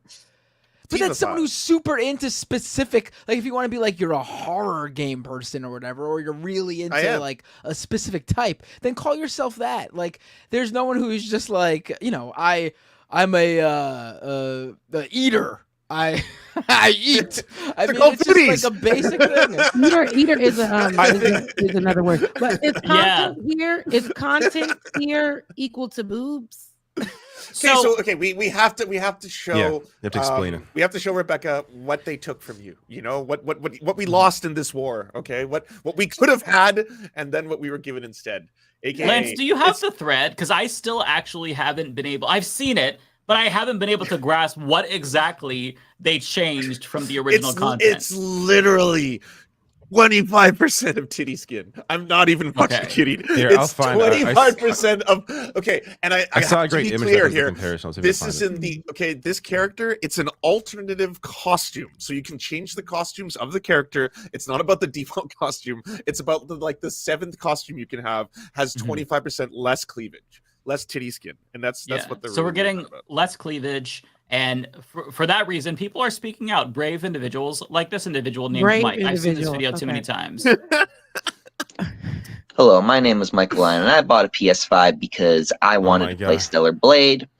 I was promised that this game would be no censorship, unedited, unraw, just a great, amazing, even a Game of the Year contender.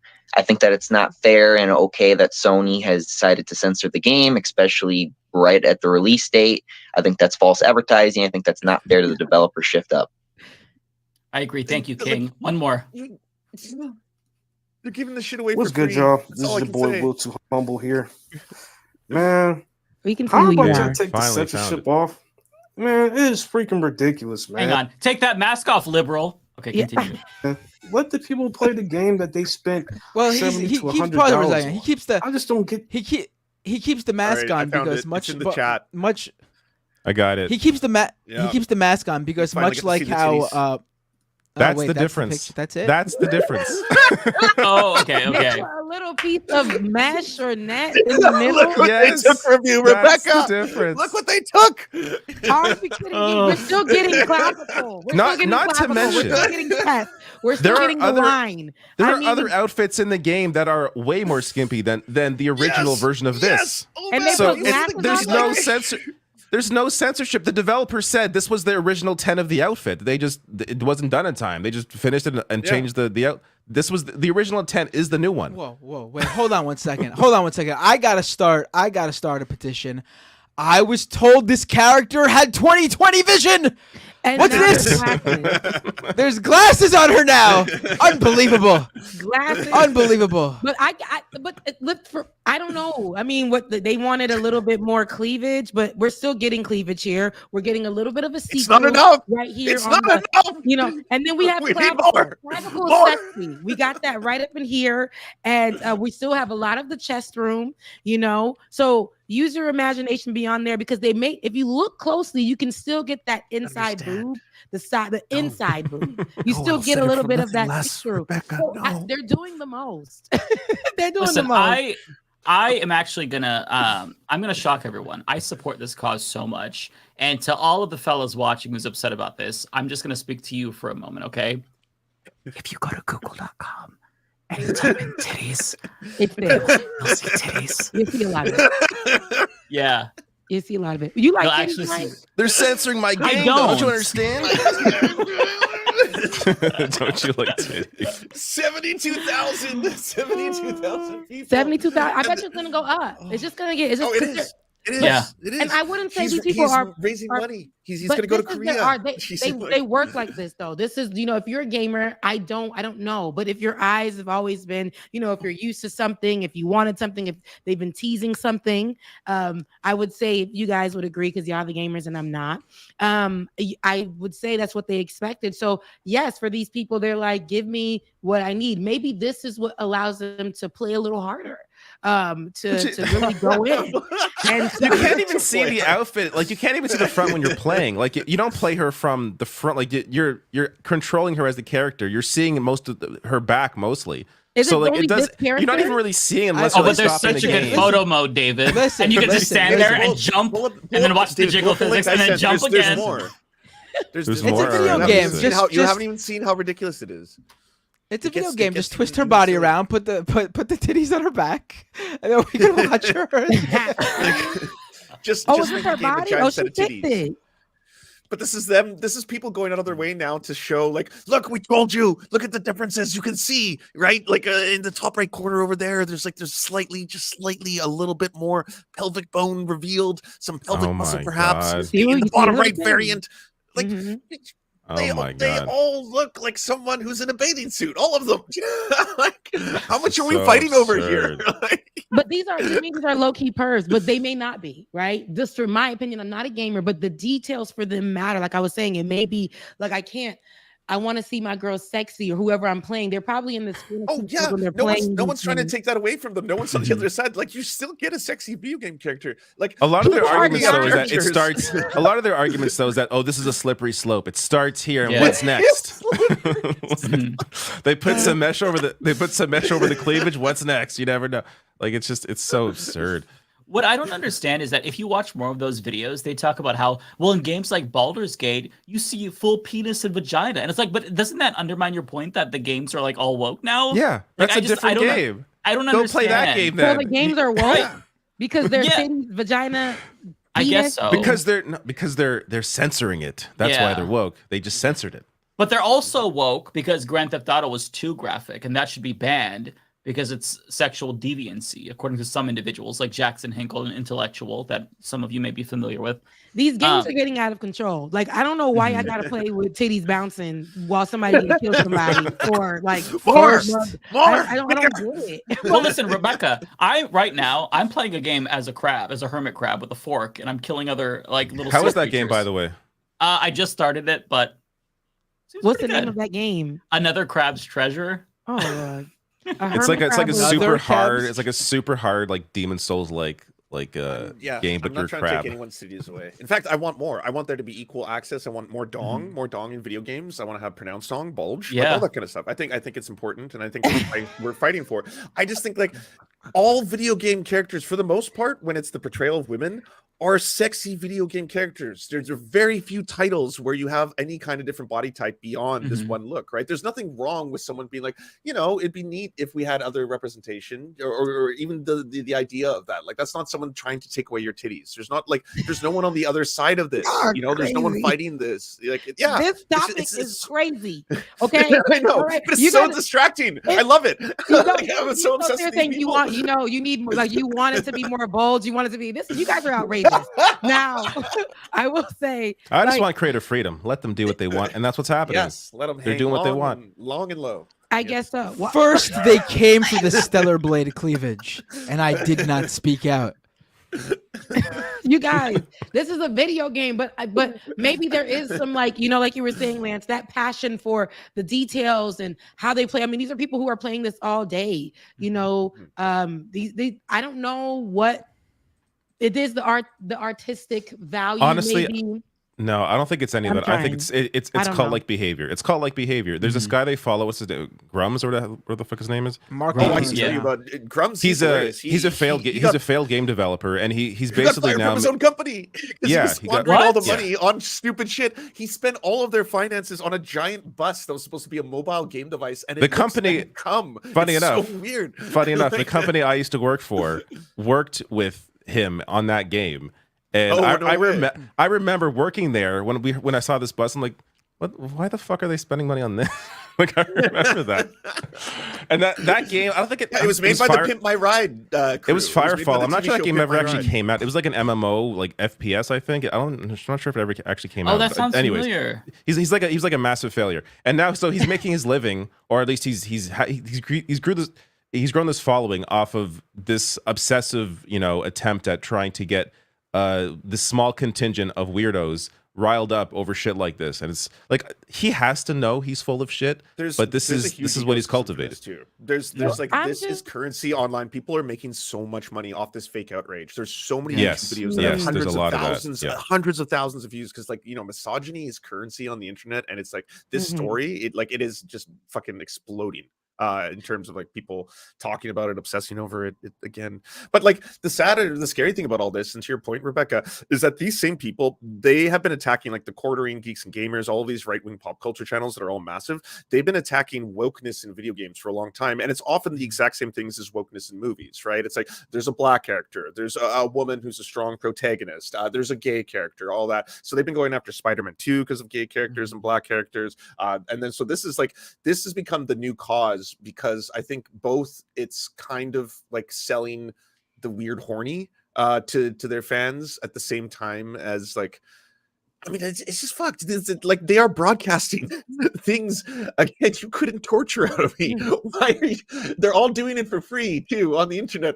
Like he uploaded a video of him playing this game, being like, "I did it, comrades! I unlocked the costume or whatever." How did like? Do you guys know? I have a question. How did Fortnite get like removed from these controversies? Because if you play Fortnite, there's black characters, women characters. It's the most popular video game on the planet right now. I thought it's certainly up there. I mean, they just signed a deal with Disney because to bring those aren't the main characters protagonists. Those are just alternative characters. They're not the main characters. Well, every Fortnite character is pretty much an alternative character. No one actually plays the storyline. And there's no story, right? So if there's no story, there is then a you can't push an mode. agenda. No, there is a story mode, but no one plays it. The free one is just the battle royale where everyone it's 100 people on it. But I think your default character. I haven't played the default character in a while because I since have signed up to play it with my son and actually pay for it, so I get the other skins.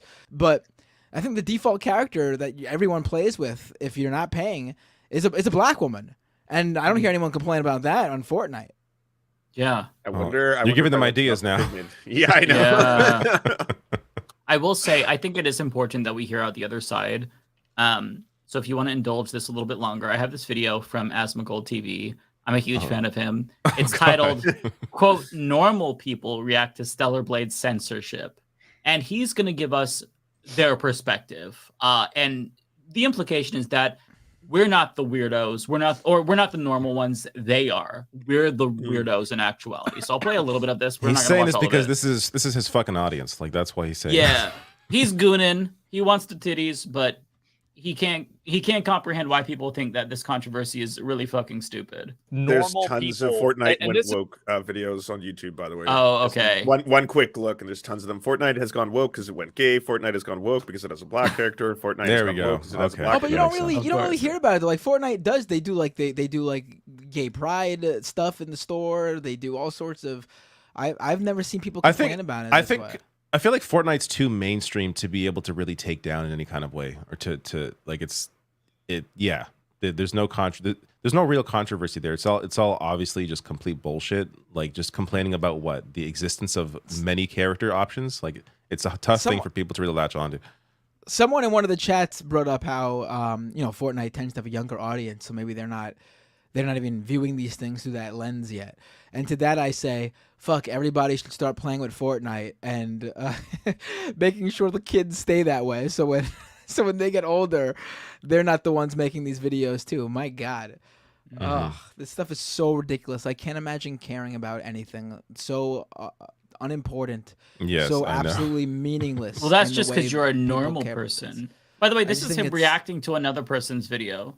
So this is just the theme here. He doesn't make his own shit, I guess, but let's watch a little bit of this. My favorite thing is that the people that consider themselves normal on social media are boring millennial 30-somethings that have a laundry list of mental disorders in their bio, along with the flags of the countries that they support. And then they also tweet about killing people because of a disagreement of a video game outfit. But I just got to pause it because I feel like he's talking directly about me. He has us pinned down. Like, good job, Asmongold. Good job. Okay. Guys, we're the ones who are weird. That's right. Surprise! We're psychos. Guys, right here. So yesterday we got the official release of Stellar Blade. And the main topic of conversation that has stemmed out of that is the various aspects of the game that have been censored. Now, many bad actors on Twitter. I feel so bad exposing Rebecca to this world. This is a lot. And I'm like, they think we're the weirdos. I'll be honest. This is a lot for me. I can't even imagine how Rebecca feels right now. Yeah, I'm just listening. Like, this is what happens in the gaming world. If this is too much for me, I feel really bad for you. This is insane. It's so good. This is my favorite story of the year. Honestly, all I can think of right now is like there are multi-million-dollar film productions that spend tons of money getting the perfect shots, getting the perfect moment, the perfect scenery, the perfect setting, the right acting in the right, if at the right moment, multiple takes, all to make sure that a film comes out and looks good, is entertaining, captures the audience's attention. And then there is a non-insignificant number of people who just watch a fucking looped cartoon character fucking talk. And a guy watched that looped cartoon character talk. This is just so fucking stupid. I can't imagine watching any of this shit, honestly. Well, it has how many views? 564,000. So people have this is something that people want to hear. Apparently. I'm so shocked that there's outrage about this kind of stuff. But we're not going to watch any more of this fucking loser. No. I had to give you a little bit. I can't take his voice. He's terrible. He's so terrible. I was like, I'm a little bit envious of them because, like, if you care about a little bit of titties being censored in a video game, and that's like your biggest concern, you must have a really good life. Like I'm jealous in some ways, right? Yeah, no, 100%. And you get to get paid for that talking about it, and just titties not appearing places. This is where we should draw the line when they're not creating the titties as we want to see them. This is where we should draw the line. And the wild thing is you get so much titties in the game. Like if you watch the trailer for the game that came out, you're like, holy fuck, that's like, this is what they like. They're mad about this. You can never have too much titties. People are dying in the world. I know. Well, titties are being censored, Rebecca. Yeah. Don't you care about that? 25% of the cleavage. On a game. I don't know. There's so much titty in the real world. I know. There's real titties. There's real titties. Matt, you're censored. Mute. You're censored, Matt. You're censored, Matt. I actually have to say, I have to push back on that. Actually, that people who care about this must have no problems in the real world. I'm sure that is a chunk of them, but I actually do think there is a significant number of people who actually have a lot of problems in the real world, who can't have any, who don't know how to handle that shit. And so this is what they focus their time on. This is where they get their anger out. This is where that's a good point. They get their therapy. Because a lot of these people are deeply unhappy. But a lot of these people are deeply unhappy people. I mean, to be a misogynist, you are a deeply unhappy person. I mean, it's just. I mean, I was a major. I was focused on covering the men's rights movement in the early 2010s. I had debates with some of their biggest names in the early 2010s. They hated my guts. I won the Mangina of the Year award in 2014. Congratulations. I didn't know. Wow. Yes, thank you. That's a hell of an Good for you, man. Yeah. Damn. I didn't know we were in the company of a legend. Crazy. Right, Mangina exactly. of the Year award. So, Mangina of the Year award. Yep. One of their favorite YouTubers. Holy shit. One of their favorite YouTubers put up a vote, and they put all their favorite male feminists on there for their men's rights activists to give the Mangina of the Year award, and I was on there, I think, with Stephen Colbert. It was definitely Barack Obama. And wow. What they weren't expecting though was for me to find it and for me to actively campaign to win it. That's why I won. I told everyone to vote for me so I would win the Mangina of the Year award. How did you beat Obama? Yeah, they were very upset. Right? If I remember, they had to give it to me, but they were very upset. That's hilarious. Oh but God. like these guys are Right. deeply unhappy. They a lot of times when they're talking about men's rights, what is their number one issue? It is actually like paying alimony or having to pay child support. Like these are the things they are focused on because they are deeply unhappy people. And they've fucked up their life in some sort of way, and that's totally on them, but they need to blame somebody else. So they blame the woman in their life, the women in their life, or whatever. These are the issues they focus on. So here in this scenario, a lot of these guys are probably too young to deal with it in that way. So their outlet is to get angry that women in their video games aren't showing enough skin for them. They're not jiggling enough for them. I mean, this is what it is. These are deeply unhappy guys. Sure. Yeah. Nothing for it.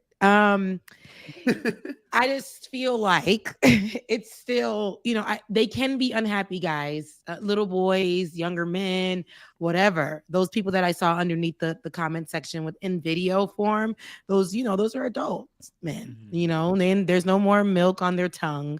Their pee is acidic now. And so, these are grown men. And I feel like, the anger for it, I think it's just like some personal kind of stuff. I mean, I don't know the gaming world, but I think I'm really trying to find something. And the only thing I can think of is the artistic, like how they are used to seeing things, or people in the game. But that other side to it, I just feel like shows how out of touch, like this is reality for them. The gaming world is their reality. This is reality for them. And to make it such a thing, I think, in this time, I think that's where they should, y'all could really, come after me in the comment section, but seek help. Because if you mad about cities like that, like if that is really outrage, like it enrages you for you to get online. And, I know some of this stuff is clickbait and they know that people are going to go and watch it. Some people are just, like you said, making money off of this and that. But there are people who really, I know, they feel like they feel like something was stolen from them. And it was titties. And I just have nothing. It sounds crazy as I'm talking about it right now. It helped. Like, figure out why that's a problem for you. And you can still play the game. You can still play the game. But yeah, that's just how I feel about that. People are dying in the world and you're mad about titties. People are dying in the world. Also, half of gamers are women, by the way. Statistically in the polls, right? It's incredibly close. So why not? So do women? Because what I've seen right now from what you were I saw one woman on there, and she seems like someone who has some problems and probably needs some help. Like it's like wait, there's a woman in the Stellar Blade. I didn't know that. I was going through the videos a few days ago when that link first popped up, and I was like, oh my god. Let me watch this, and I was like, "Oh, geez." I kind of want to see the woman. So I don't want to watch that. I haven't seen that yet. So, do women get mad, like or whatever? Do they get mad when the man isn't out there? I'm telling you, she has issues, Mike. You don't want to watch it. Okay. No, we won't do that. We won't. Okay. But well, no. Here's the thing, Rebecca. There are games and video games that are arguably in every way, shape, or form. They're art. They're just beautiful, and they can convey emotion and feeling and storyline in the same way any other medium can. There's like The Last Superman of Us, 64. Superman 64 is the other great one. game. Yeah, no, he's joking. But The Last of Us, really, really, really good game.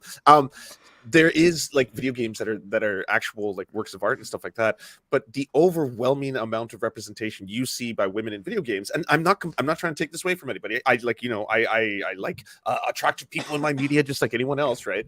But it's like you'll have a dude who's wearing armor, and then you'll have a woman who's wearing a thong, and you go into the battle sequence, and it's like, and why not allow people, because you can now, to have both if they want, right? Have the man in a thong and run out. If that's what you want, that's your thing, cool. And then you get the physics right.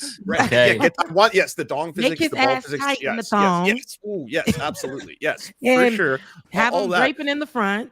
Or the And female everybody- characters or the female gamers and the gays will riot. Okay, we'll do our own It's problematic. See, this brings me to another point, but that will be so problematic because I'm telling you, there will now be an outrage about that. Why are they trying to push an agenda? Okay, Yep. why are they trying to do that? Oh no, every time there is. Yes, there is. And so that would be that. And that's what I'm like, I don't know. Will anything be right for people? And anything? We're talking about gaming. No, people are right? going to find reason to complain no matter what. Yeah. They're going to find, and really, it's not just complain. They're going to find a way to monetize, and in doing so, they will get other people on board who are lost souls Misogyny is so watching the valid on videos. internet. Yeah. Right. Yeah. You guys taught me something about games. I was telling people in the comment section all I know, and because I was playing with my nephews this weekend, and they have the little system. Look, I sound old. They have the system that's not the original system, but you can like download the OG games. And they call me Tati. That means auntie in Creole. So they're like, Tati, can you just play one of the games that you know how to play, like the really old ones? I'm like, yeah. How old are we talking about? Like Super Mario or the OG Mario where he's jumping and I love the OG 2D. Mario. He's just I love that shit. That one's good. To this day, I have fun playing Mario still. Yeah, absolutely. I play that one, and then I play Mario Kart. At least that was my first love of a game. I love Mario it. Kart. Game. And then I like to play. And it's for a sexual experience. Yeah. Oh, okay. See, look, that's What? okay. And then there's Sonic. Do tell. Sonic as well. Sonic was cool with the little coins and stuff. And then Mortal Kombat and Street Fighter. I know those games, right? I like to, Classics. and like Sonya and fighting with those were sexy characters to me. And then Sheba, who I was confused about, is that a woman or a man? But it's a monster. But we just went with it. Like, you know what I'm saying? Like those are the games that I know. Another world. So. Yeah, I don't know any of these other things, but I do see that my nephew is playing the shooting game, and it must be Fortnite, but he's playing that game, and I'm like, you're like freaking 10. What do you know about this? And he's just okay with the blood splatter. His dad is walking him through how to really do things in the game, and most kids are playing it. He's talking to other kids with the little earpiece, and they're like, they're going hard. They're saying things about their moms. I don't know, like, how do these kids have this type of rage in them? But that's I don't know. That's the new gaming now, and kids start early. Kids are hardcore. Like my nephew begged me to play Grand Theft Auto. This was back on like the Xbox 360 when he was young, and I'm like, no. And finally, he convinced me that if he just drove around, it's fine. I'm like, okay, that's fine. I leave for 5 minutes. I come back. He's in a shootout with the cops. So kids are hardcore as shit. They are. I thought you were They going to are say quick, killed a bunch of too. sex workers. They were in the trunk. Fast, you know, Yeah. like. Well, maybe I have to try one of those games out, you know, and see if the titty bouncing is such a, you know, You're if like, that makes me feel away. Adequate. Sufficient for your I would desires. laugh so hard if I checked out that website with the signatures like in a couple of days, and Rebecca's uploaded a video complaining. I'll make me a corn, baby. The black girl ain't nothing about video games. Now she's joined the club. There were definitely some videos on there that were doing it to like troll. Like you could tell where some of them were just kind of like joking. Oh, Like, okay. Yeah. There's some that are getting a little too over the top. Like, all right, you're not serious. Should And we there were all others record a and there were video others that now were just and like, oh upload my it? god, I feel so bad for you. Just like really Yeah. depressing. Let's hear it. This is our video. We'll a screen video? cap this. Somebody upload it to the change.org petition. Okay, here we go. 3, 2, 1. Bring back the titties. We want titties. I just really need then I to. Really need you to uncensor that, please. Can you really? This is my I really personal need that. 9/11. Titties 9/11 matter. of titties. This is titty Titties 9/11. matter. Don't let titty 9/11 happen. Gamers will rise up. We will never forget what you took from us, Skill Up or Sony. I want the 25% of cleavage back. Fucking give me the cleavage. 25% titties. Just clip Lance doing that right now and upload that. Yeah, small that's all piece. you need. Yeah, that's perfect. Crop us all out. That was hilarious. They'll listen to you, Lance. They'll listen to you. Better listen to me. Look what they took from us. Oh, Somebody man. said I'm gonna counter petition to make the to make the bouncing more accurate. The jiggle physics. The jiggle physics. Y'all really had me on here talking about titties, and then Matt getting the Mangina award. That I did not know. That's their That's pretty- terminology. pretty I mean, cool. what am I supposed to say? It is what it is. Barack They Obama still have should that. I have would like to campaigned compete for it for more. it. No, I don't think they do it anymore. The MRAs fell off a bit.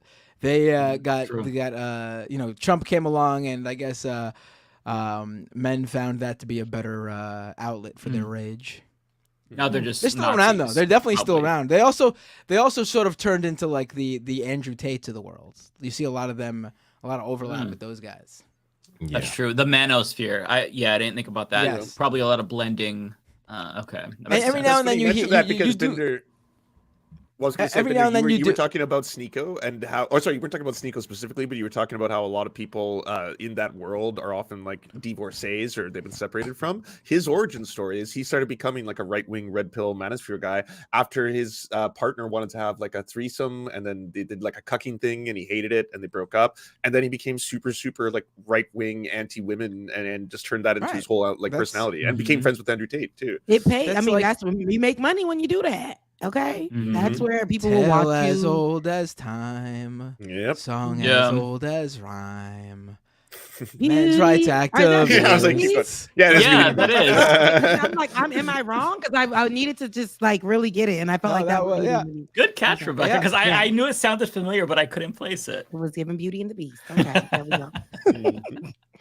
Titties and Beauty and the Beast. What a show! Wow. What a show! We're going Rebecca's places. back. Oh, the show's over already. Rebecca's here. Let's talk flew about right the by. dumbest shit Yeah. imaginable. I'm sorry, Rebecca. You came as soon as all the serious topics went away. Yeah, we I see. finished all our serious topics. You came At in least, for the at least titties. I know that there were serious topics, and then when titties joined, then we talked about titties. So Yeah. we're Right. good now. We're You would good be now. proud of the Somehow first that worked half, out. Rebecca. I promise. Okay. I'm sorry. Okay, good. As long as I know that when people are like, "Yo, y'all didn't have Rebecca on here talking about first," but you guys did educate me on gaming, what happens in Yes. that world, or a portion of Hashtag that not all world. gamers. Not all gamers. There's outrage. People are protesting in that world. Mhm. And there's misogyny there. And so I've learned that. And maybe I'll play one of these games. Like I said, I don't know. Maybe I'll play them and see if I feel the same. And then I'll come back and tell you guys what that did to me. Okay. All right. I'll share that with you guys. 'Cause I don't get it. Okay. It ain't my thing, but I'll figure it out. I know it's something my nephew can show me. I feel like since we got in substance, we kind of have that extra leeway with the audience to talk about dumb shit. I remember like there's a couple episodes before where some of the comments on the VODs were like, they literally didn't talk about a single political issue this whole time. It was just dumb shit. And I feel like those are the best episodes, especially depending on the climate in the country and around the world. Depends on just the because, yeah, exactly. Sometimes you want to escape a little bit. Right, right. Yeah. I mean, to be clear to Rebecca, because she missed all of it. I don't want her thinking we've been talking about this all day. For the first hour, we covered what was happening at school campuses. Just to be clear. Yeah, well, no, I came in on that. I did see that, and I mean, like that is a top story right now. I'm not doubting that you guys didn't. All right, don't worry, Matt. I know that you guys be on here and you guys can talk your talk. You guys have your own channels where you talk the talk all day. So I don't mind that this might be an outlet for you guys, like the gamers, where you come and just take it off your shoulders and like show another side to yourself that people don't see. Just have other conversations because you guys I just want to be seen. I want to feel like I'm seen. Yeah, you don't want to be ugly. No, I want those 25%. Oh, you guys.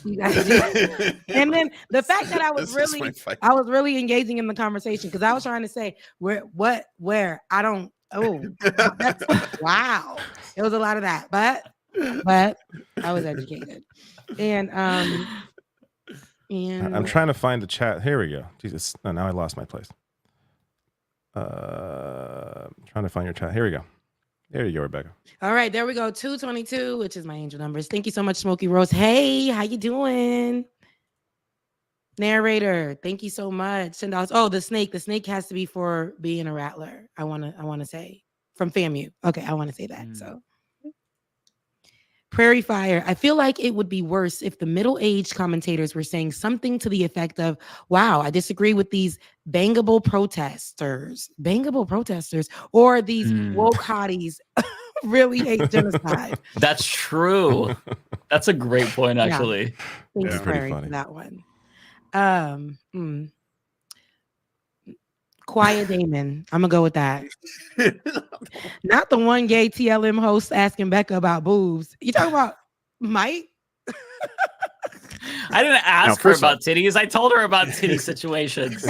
He told me about the titty gate or whatever this is.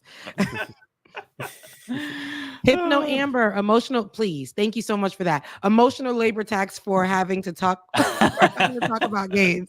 Thank you. Andrelin de Bagashke. Just, bless your heart. I don't know. Bashore. That's Bashore, right? That's Bashore? Yeah, Bashore. Okay, Bashore. Thank you. Hi, just spreading it around. Your turn. Thank you. And this last one. Super sticker. Thank you so much. Thank you guys. I'm glad to be back. I missed you guys so much.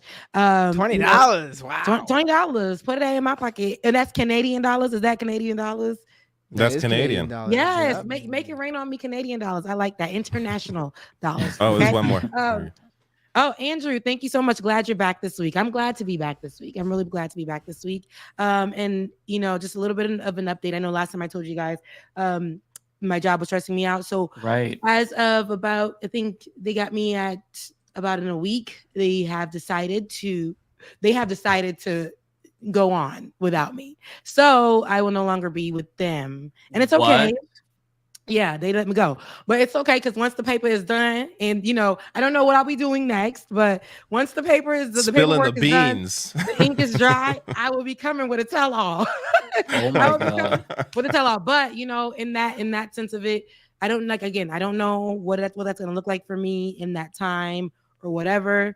I'm never really, I don't know. So but maybe this is like a good thing for me. You know what I mean? So, we'll see. I don't know, but we'll see. And I'll keep you guys updated. But once it's all said and done, prepare for Rebecca's tell-all. Because I'm going to be spilling it. Okay? Ooh. But in the meantime, I'll be here. But are you going to be will you be able to get like unemployment and stuff or severance or anything? No. So that's going to take a while. Here in Georgia, it's not something that just comes like right after. I know the process takes longer. When I spoke to somebody about it, they were saying that, there's so much, it's backed up. So for me, I would have to wait. And so I don't know what it's going to look like, but these days I try not to stress because stress is not good for my skin. So we'll just see how it goes, and hopefully things work out, So, but Saturday we're on Like It or Not, so catch me there around 10:30 a.m. and then I'll be back on Leftist Mafia. My birthday is this month, so it's on May 15th. What day? Yeah, it's on May 15th. Yeah, I'm turning 34. I know, I can't believe it either. So I'm turning 34. Is that a Thursday? Yeah, Probably I not. guess. No, it's I a don't know. Wednesday. It's a Wednesday. Oh, We could still do a post-birthday celebration though, of some sort. Yeah, I won't be. I don't think I'm doing anything this year. So I could do the show if that's the case. But unless my man surprises me, other than that, I should be here. I should be here. So, all right, y'all. I love you. Mean it, and I will see you guys next Thursday. Bye. Good night. Nice seeing you, Rebecca. Nice seeing y'all.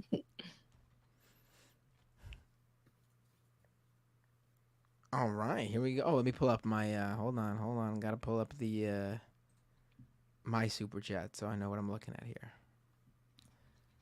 Oh, here we go. This is for me. Blex actually with a $5 super chat. If a leftist stream isn't at least a little scuffed, then I don't trust it. True. Very good point, actually. This is for me, actually. Darnell Henriquez with $1.99. Binder, you look like you belong in a ripped t-shirt. Like a ripped t-shirt? I don't think so. I'm not sure what they mean by that. I didn't know if that was Rip was like a band or a wrestler or something. But is it? I mean, maybe it is. Ripped? I don't know. Kuya Damon, I think. Thank you for the super chat. Says David, your coverage of Morning Joe had me raging as well. It's not just you, I promise, and I have to hope that a lot of people are seeing this. PS. Yeah, I was seeing on my YouTube comments. Get their YouTube comments on how much you can trust them, but there's like several people saying I saw that, I was so angry, I'm going to stop watching the show. Or like a few people, I unsubscribed from them. To be clear, it's like 5 people, but I imagine I don't have too many Morning Joe watchers on my channel, or maybe I do. But people clearly that are Morning Joe watchers were bothered by it, so I imagine there's a lot more of those. Oh, that's good. That's good. Wait, what was your thing? I just talked about the stupid chain bullshit. I talked about the what were they angry about? The Al Sharpton you clip. Morning Joe watchers? I mean, it's your audience. We know how they were. They were angry that. Yeah, I know. It's. I feel like though it may have gotten the algorithm. Like sometimes people, they search up Morning Joe, they see my shit. But yeah, they were just angry that Morning Joe's full of shit. Morning Jew, Morning Jew. I said Morning Joe viewers. Morning Joe viewers are actively. I could say that I'm Jewish. All right. Morning Joe viewers are actively going on. Like, how old are these Morning Joe viewers? I can't imagine that. I did a video on The View, and people that watch The View watch my videos on The View. They do. They consume. They go to YouTube and consume more View content. You can left pill them. You should use that's the powers for good. Honestly, that's like a lot of what, like when I cover media stuff specifically, that's kind of that's where I direct my commentary towards, is the hopes that someone that doesn't normally watch my videos, falls upon it and sees that. And that's why I try to be level-headed when I'm doing my breakdowns, because I feel like if I come off too strong, they're just gonna like not listen to what I'm saying. Yeah, you know what? You've got to basically not red pill them, but I guess I don't know what the blue pill them, just whatever the opposite is. You got to plant those seeds, basically. Yeah.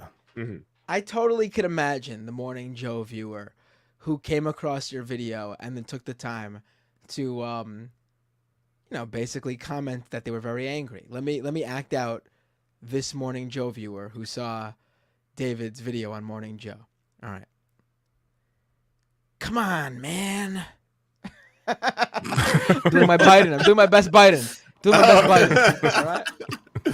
I do mention in the video that it's Joe Biden's favorite morning show. That's like that's why I focused on that show specifically, because it is, that show actually matters, not just in the context of like the impact on people, but on the impact on the fucking president. So their propaganda actually has an impact. Anyways, Smokey Rose. Oh, this is for me, Smokey Rose. People just now realizing ACAB means ACAB is wild.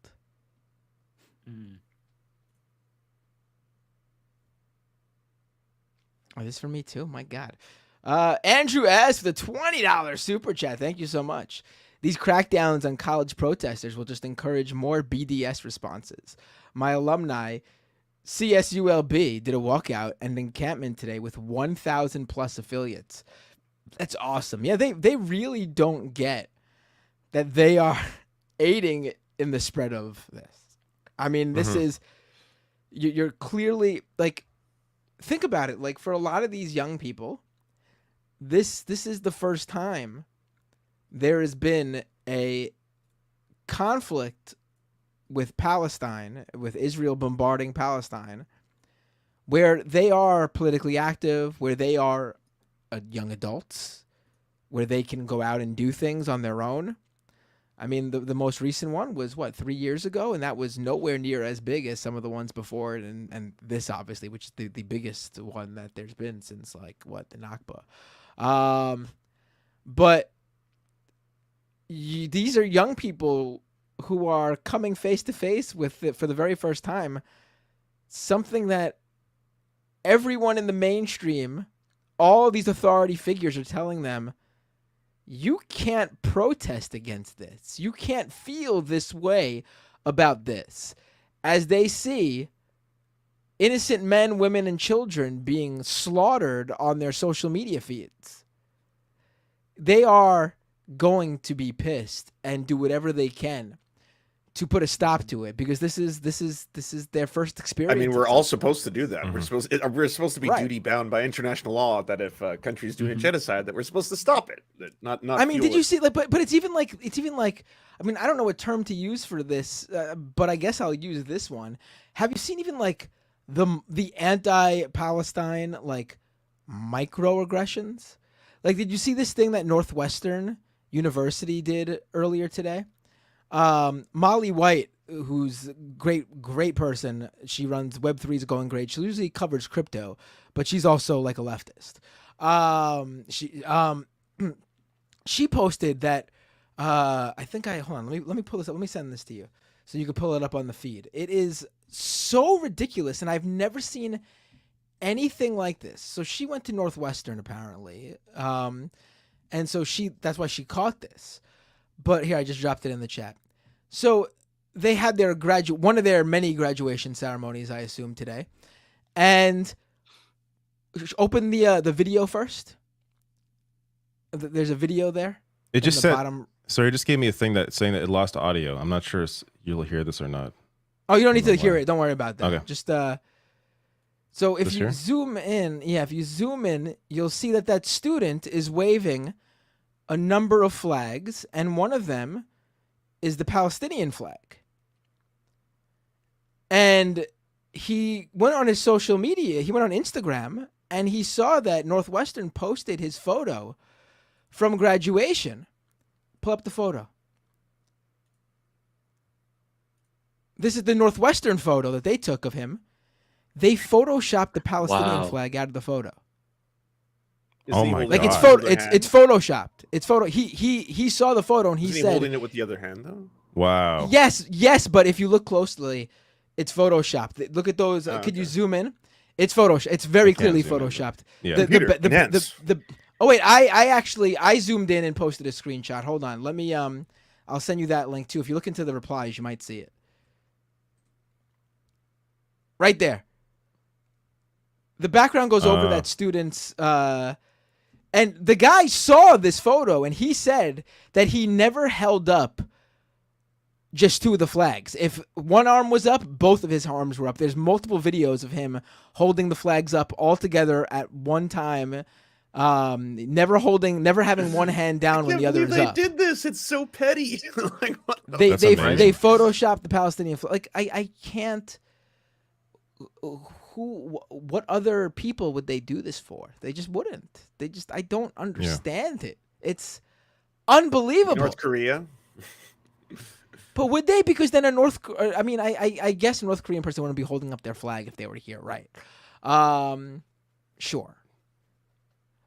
I don't think they would even notice though. Like this is they noticed that flag because of it's a Palestinian flag. Like the North Korean flag. Who the fuck is going to notice that? Like, I would. This is for me. Cat67, thank you for your $20 super chat. 1 and 0 and 2.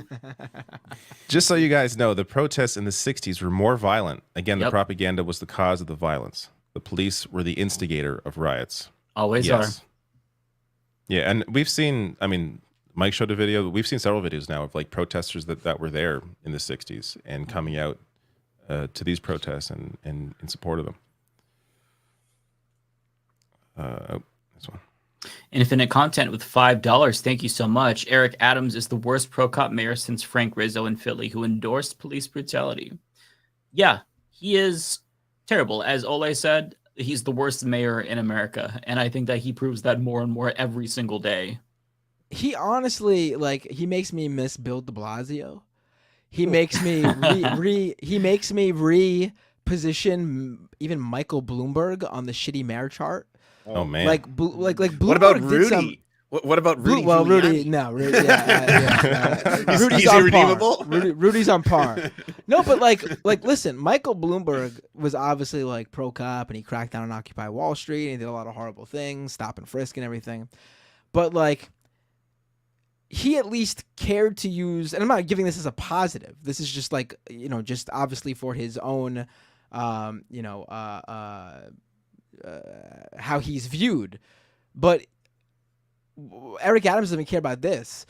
Like, Michael Bloomberg would still say things to make sure that he made it clear that New York was for all types of people. Like, he would say stuff against Islamophobia and things like that. Eric Adams, he went out the other day and he said, "How dare anyone fly any flag in this in this country but the American flag?" Like, this is New York. And then there's a photo of Israeli him. flag. There's a photo of him with the Israeli flag. And the Like, NYPD with the Israeli flag as well. Like, yeah. But it's like New York City. Like, you walk down, you could see the Mexican flag. You Yeah, see, exactly. Who Puerto cares? Puerto Rican Exactly. flag, Dominican Republic Right. flag. You see all sorts of flags. But I mean, the Palestinian flag is one too far. Yeah. Narrator with $10. Thank you, narrator. If Palestinians were white, if white doctors were found hogtied in mass under dirt, if Biden were sending billions to further the of a starving white refugee population. Yeah, I agree with you, narrator. There's a double standard, and it's because the people in Palestine just are not viewed equally as human beings. Yeah. And more people need to call out this racism, because that's what it is.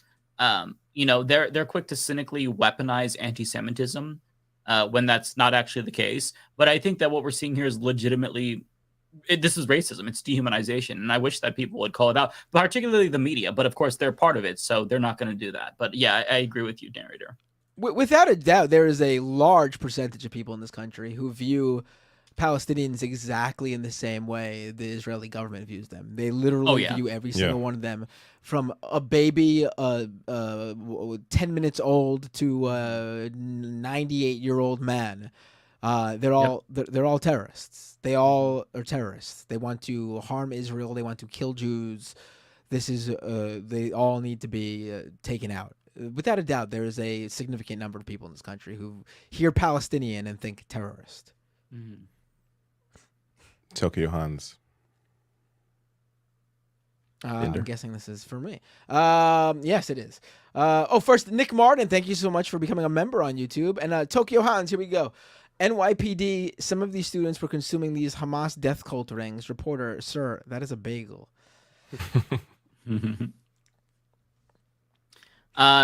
Marlon Brimmer, thank you for the $5. Imagine coming from the civil rights movement just to shit on peaceful protesters down the road.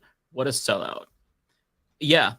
I believe this person is referencing Al Sharpton. Not to mention, Al Sharpton also, Ole pointed this out on Twitter, after Ole destroyed Eric Adams. Who was it that baptized him? It was Al Sharpton the next day.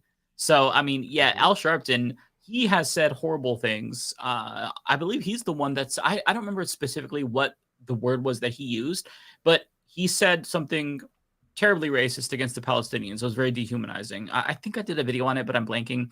Al Sharpton, just complete sellout. he's a full-blown MSNBC panelist now. That's what I'll say. Like he fits in very well, unfortunately. Yeah. Really quick, over on Twitch, just got rated by KF Logan 1875 and No Justice MTG. Thank you so much, folks. Appreciate it, KF Logan and No Justice. Hello to your viewers. Hey, everyone watching. Fenrir 787. Thank you for the super chat. Says blame capitalism. Property rights are more valuable than lives and ideals. Well, depends where the property is. If you take a look at Gaza, broken windows are important. Are more important than broken lives in Gaza. Yeah, the idea that anyone's going to worry about or should worry about. That's the whole point of the framing. That's why. That's why you get Piers Morgan spending so much time to talk about like property rights and like, are any of you actually saying that it's okay for students to like, take over these libraries and break glass, like broken glass? And that's why it's so nice and refreshing to see someone like Cornell West be like, it's so fucked up in the middle of a genocide for you to be framing it this way. You have a voice, you have a massive platform, you have an opportunity to do something, and you're getting people upset about fucking broken glass. It's fucked. It's fucked. How many people need to starve before you turn on? Like. Wanda with a $10 super chat. Early voting started in Maryland. We have a checkbox uncommitted to any presidential candidate on the Maryland ballot. If you live in Maryland, make your voice heard. Oh yeah, absolutely. I am will forever be upset that New York did not have an uncommitted option. So please, if you have this opportunity, do it. Make your voice heard. Mm-hmm. Narrator, thank you for the $10. We all know why this, is acceptable. Why Biden is still electable. Why the majority of the Democratic base can still support Biden while opposing, Yeah, I'm of the belief that, and this is very cynical, but I think that it's over. Like, I think he lost this election. Every single swing state poll shows that he's down. He's lost the youth vote. It might not be as bad if you factor in normies who are outraged about abortion. So it's hard to say, but I mean, there's no coming back from this for Biden. I think he's a terrible person. I'm not going to vote for him. I don't live in a swing state. I don't know who's going to be on the ballot. So if it's Jill Stein, Cornel West, Claudia de la Cruz, I'll vote based on who's on the ballot. But yeah, he's fucked himself so much. He's lost so much support, but he doesn't care. He's actively made that choice at this point. There's no convincing him. Lord Pepsi with $2. Thank you. Who calls out the extreme on their side? Lore R. Side more Lore R. I'm not sure. Who calls out the extreme on their side more? Oh, left or right? Oh my God. Okay. Nice. I don't know. Okay. I think there's a character limit. That's why people are forced to do this stupid shit. Yeah. I should have been reading the chats. All the chats. I was like, Lord. Lord of the Rings. Like Scooby-Doo saying Lord of the Rings. Lord of the Rings. Yeah. Yeah, I mean, definitely. To the extent that I don't view us as being on the same side as liberals. I'll be right I view back. them Someone's as, got to do this one. Hold up. Okay. I view them as being our opponents that we are forced to align with for elections, for strategic voting. But to the extent that we're on the side of liberals, they call us out more. We call them out more, probably. Also, what is it? What is the extreme on the left? To me, the extreme on the left are like right wingers masquerading as leftists. Like there is no like what is a yeah. Like, what is a left? I don't think there is an too extreme. far left.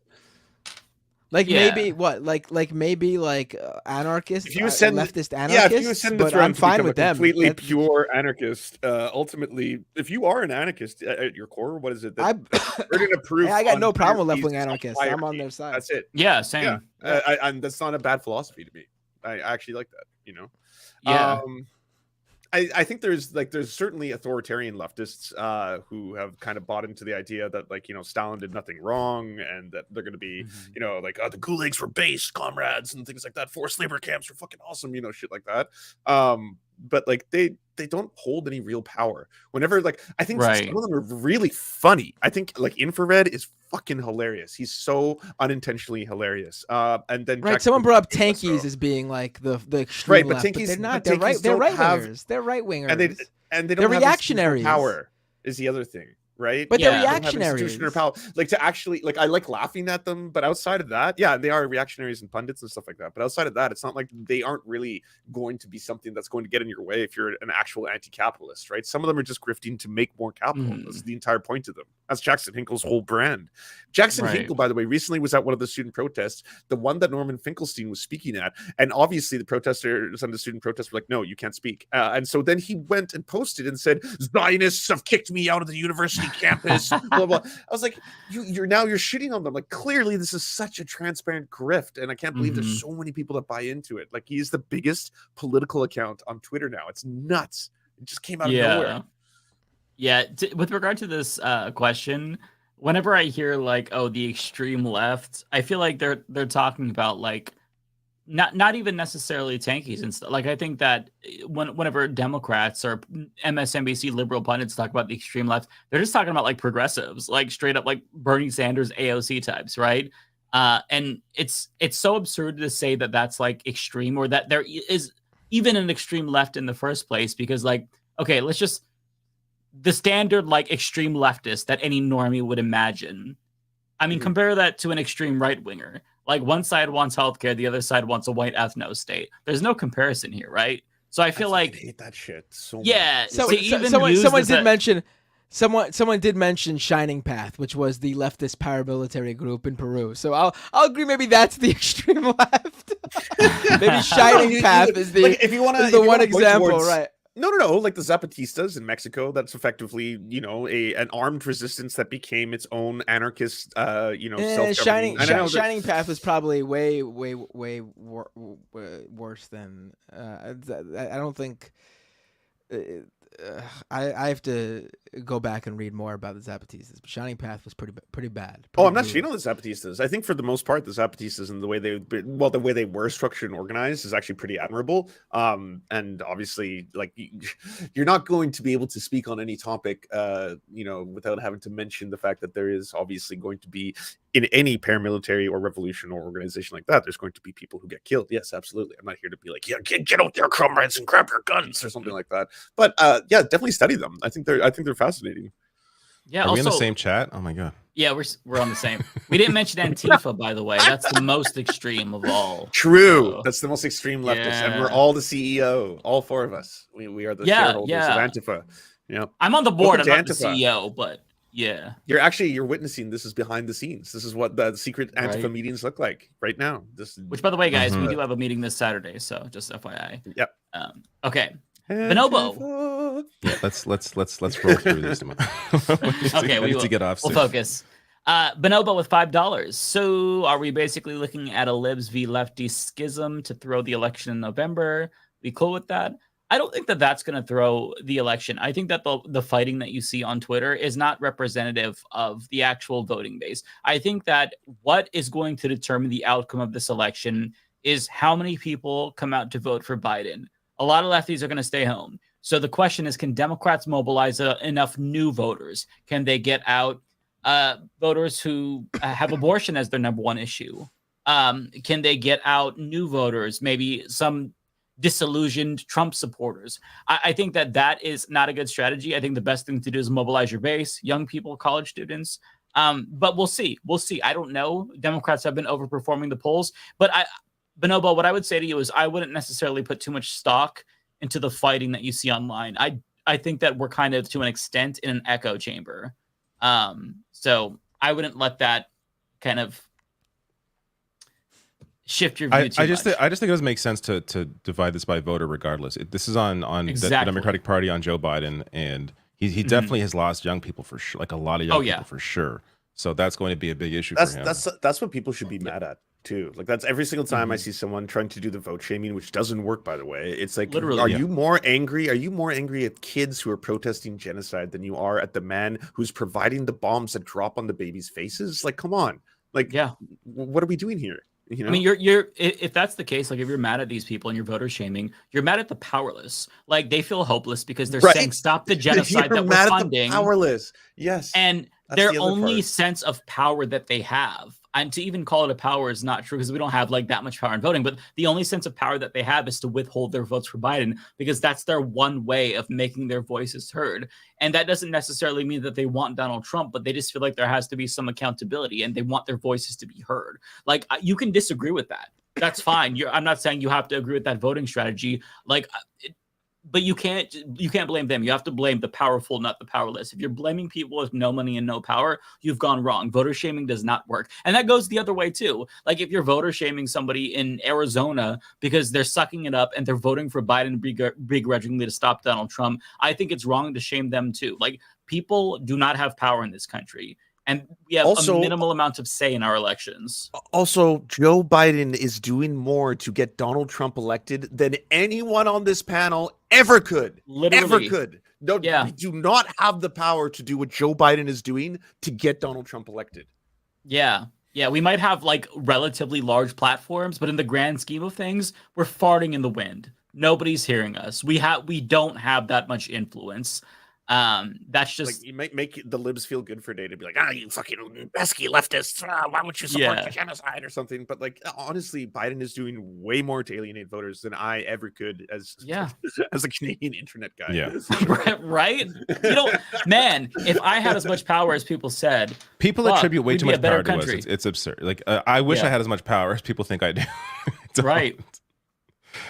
All right, I'm gonna roll through mine because I have to go. But, okay, I'll save the spot. Go ahead. Okay. Lanomes, $5. Thank you. Says contrast Biden's response to these protests and the BLM protests. Yeah, I saw someone on Twitter doing that. Mm-hmm. It's a disgrace that he's fallen so fast with the shoe on the other foot. Yep. Yeah. Still alive. Thank you for the $9.99. This fair electoral YouTube channel I watch called Let's Talk Elections has Trump inching out a victory over Biden 272 to 266. He has Trump winning Michigan and Nevada, but Biden winning Arizona and Wisconsin. Thoughts? I mean, shot in the. I don't know. I have no thoughts because we don't fucking know. At this point, it's so. I think it's likely Trump at this right now, as of now, wins Michigan because of the obvious contingent there that both young people, but also the Arab American population is just is concentrated there, and they're not right now supporting Biden for obvious reasons. Mm-hmm. When it comes to the others, I don't know. I mean, it would just be pure guessing at this point. I do think, as things stand, Trump is probably in a better position because Democrats have to rely on turnout, and turnout right now is not really favoring the Democratic Party. Narrator. Abortion could move the I guess the polls. Yeah, that's going to be the that would be one the closest issue thing to a Hail Mary I can think of. Exactly. Narrator, $10 super chat. Thank you. Says it is important for all of humanity that a president not be elected after zealously. I can't even say that word. Supporting the genocide of people. But I understand. Yeah, I understand that too, but you're not really. I wouldn't say that's the argument because both of them are supporting the genocide. So we're beyond fucked regardless of the outcome. Just like the level of fucked is going to be what we can change. Yeah, but I agree with the sentiment. Kuya Damon, $10 super chat. Thank you. Says, tell me why it feels like the Biden campaign is doing all the political side quests. Political side quests. Dude, that's a great term. Oh my for God. Sure. I should use that. I may have to use that. Avoiding the main quest, the ceasefire. Wow. Political side quest, declassifying marijuana, protecting reproductive rights, etc., and still avoiding the main quest. That is such a good chat. And by the really way, trying. I would I've be noticed celebrating in a different timeline if this wasn't happening. Myself, and I bet everyone else too would be like, did you know we just forgave a whole bunch more student debt? Did you know they just suddenly declassified, or what is it? No, not declassified. Net neutrality, it's back. That's another big win. Like I would be stacking this shit. I would be like, holy shit, there's so many good things, and it's all like it's all muted by his nonstop support of what? Benjamin Netanyahu? You're throwing this all away. Yeah. For Israel. No. It's insane. Biden. Fenrir 787, thank you for the super chat. Says these kids are sticking their necks out. How do we help them? Is there legal aid or support that can be supported? Scholarships, something, ACLU? Oh, there's a link. Let me find it. There is a. Yeah. Do you have the link, Mike? I'm finding it right now. I forgot. Right. I just want to get it right. It is. As you find it, I'll just move on to the next one. Okay, yeah. Ms. Warner, $5 super chat. Thank you. Says when you run out of intellectual ammo, throw insults. Yeah, I assume this is about the ugly thing. It's campusbailfunds.com. Campusbailfunds.com. Yeah. There you go. Let me find my place. Oh my God, there's a lot of chats today. Mm-hmm. Fenrir again, thank you. To all the Stellar Blade weirdos that want more cleavage, did anyone tell them that Rule 34 does exist? They can find all they want. They can find all they want on that. LOL, happy face. They'll never listen to the you can always just goon to anything else argument, because ultimately this really at its misogynistic core gets down to them wanting to control women. Like it's not like they hate all of the streamers on Twitch, women who actually will work hard and then present themselves sexually in like, as their form of entertainment. They hate that. They call them whores and prostitutes and OnlyFans, blah blah blah. They don't want women to be in power of their own sexuality. They want to control a fictional video game character and have it be as hypersexualized as possible to be like, yeah, fuck yeah, we got it back, look what they took from us. No, and like it's a lot less funny when you get to its root than laughing at weirdos, right? Being like, but like that's ultimately at the core of it all. Ashley, thank you for the $20 super 1 chat. and 0 and amazing. 2. I appreciate the support. It says please speak on Mahul Prajapati, the international Wilfrid Laurier student being dragged by online posts claiming he's stealing from food banks. 1, false. 2, Canada needs to provide up-to-date cost of living estimates to international students. I do not know anything about this topic, but thank you for making us aware.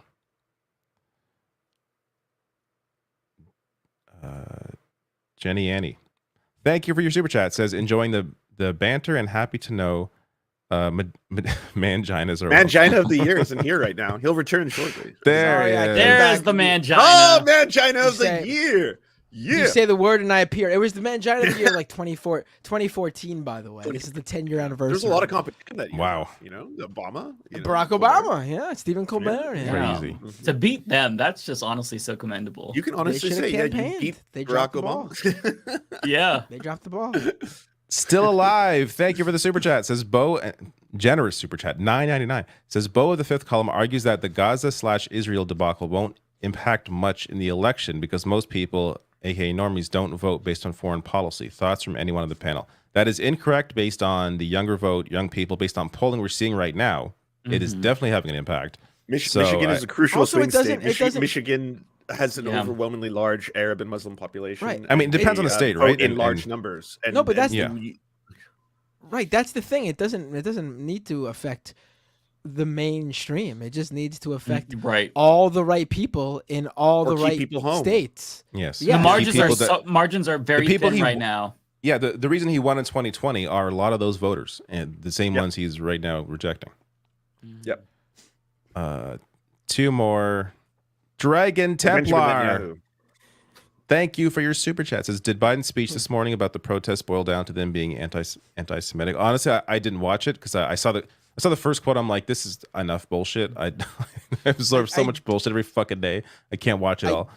But I don't think he played the anti-Semitic card, but he did. I didn't watch the whole thing. I just saw a clip, but he did say that disruption is not protest and other ahistorically inaccurate things. Yeah, it was all about how disruption is literally protest. It's so insane that he said that. And the Sing in the Left, $5 super chat. Thank you. Says, do you guys think, actually there's one more after this. Do you guys think with FCC and FTC changes, the changing of marijuana from Schedule 1 to 3 and the entire airline refund policy is going to help Biden in November? As someone said earlier, these political side quests are I don't think so, because a lot of the same people that this stuff appeals to are the same people that care a lot about the human rights in Gaza. And Also, it's the same audiences. I can't imagine anyone is an airline refund policy voter. I'm sorry. I mean, it's good, but it's not really a one issue vote type of thing. Yeah.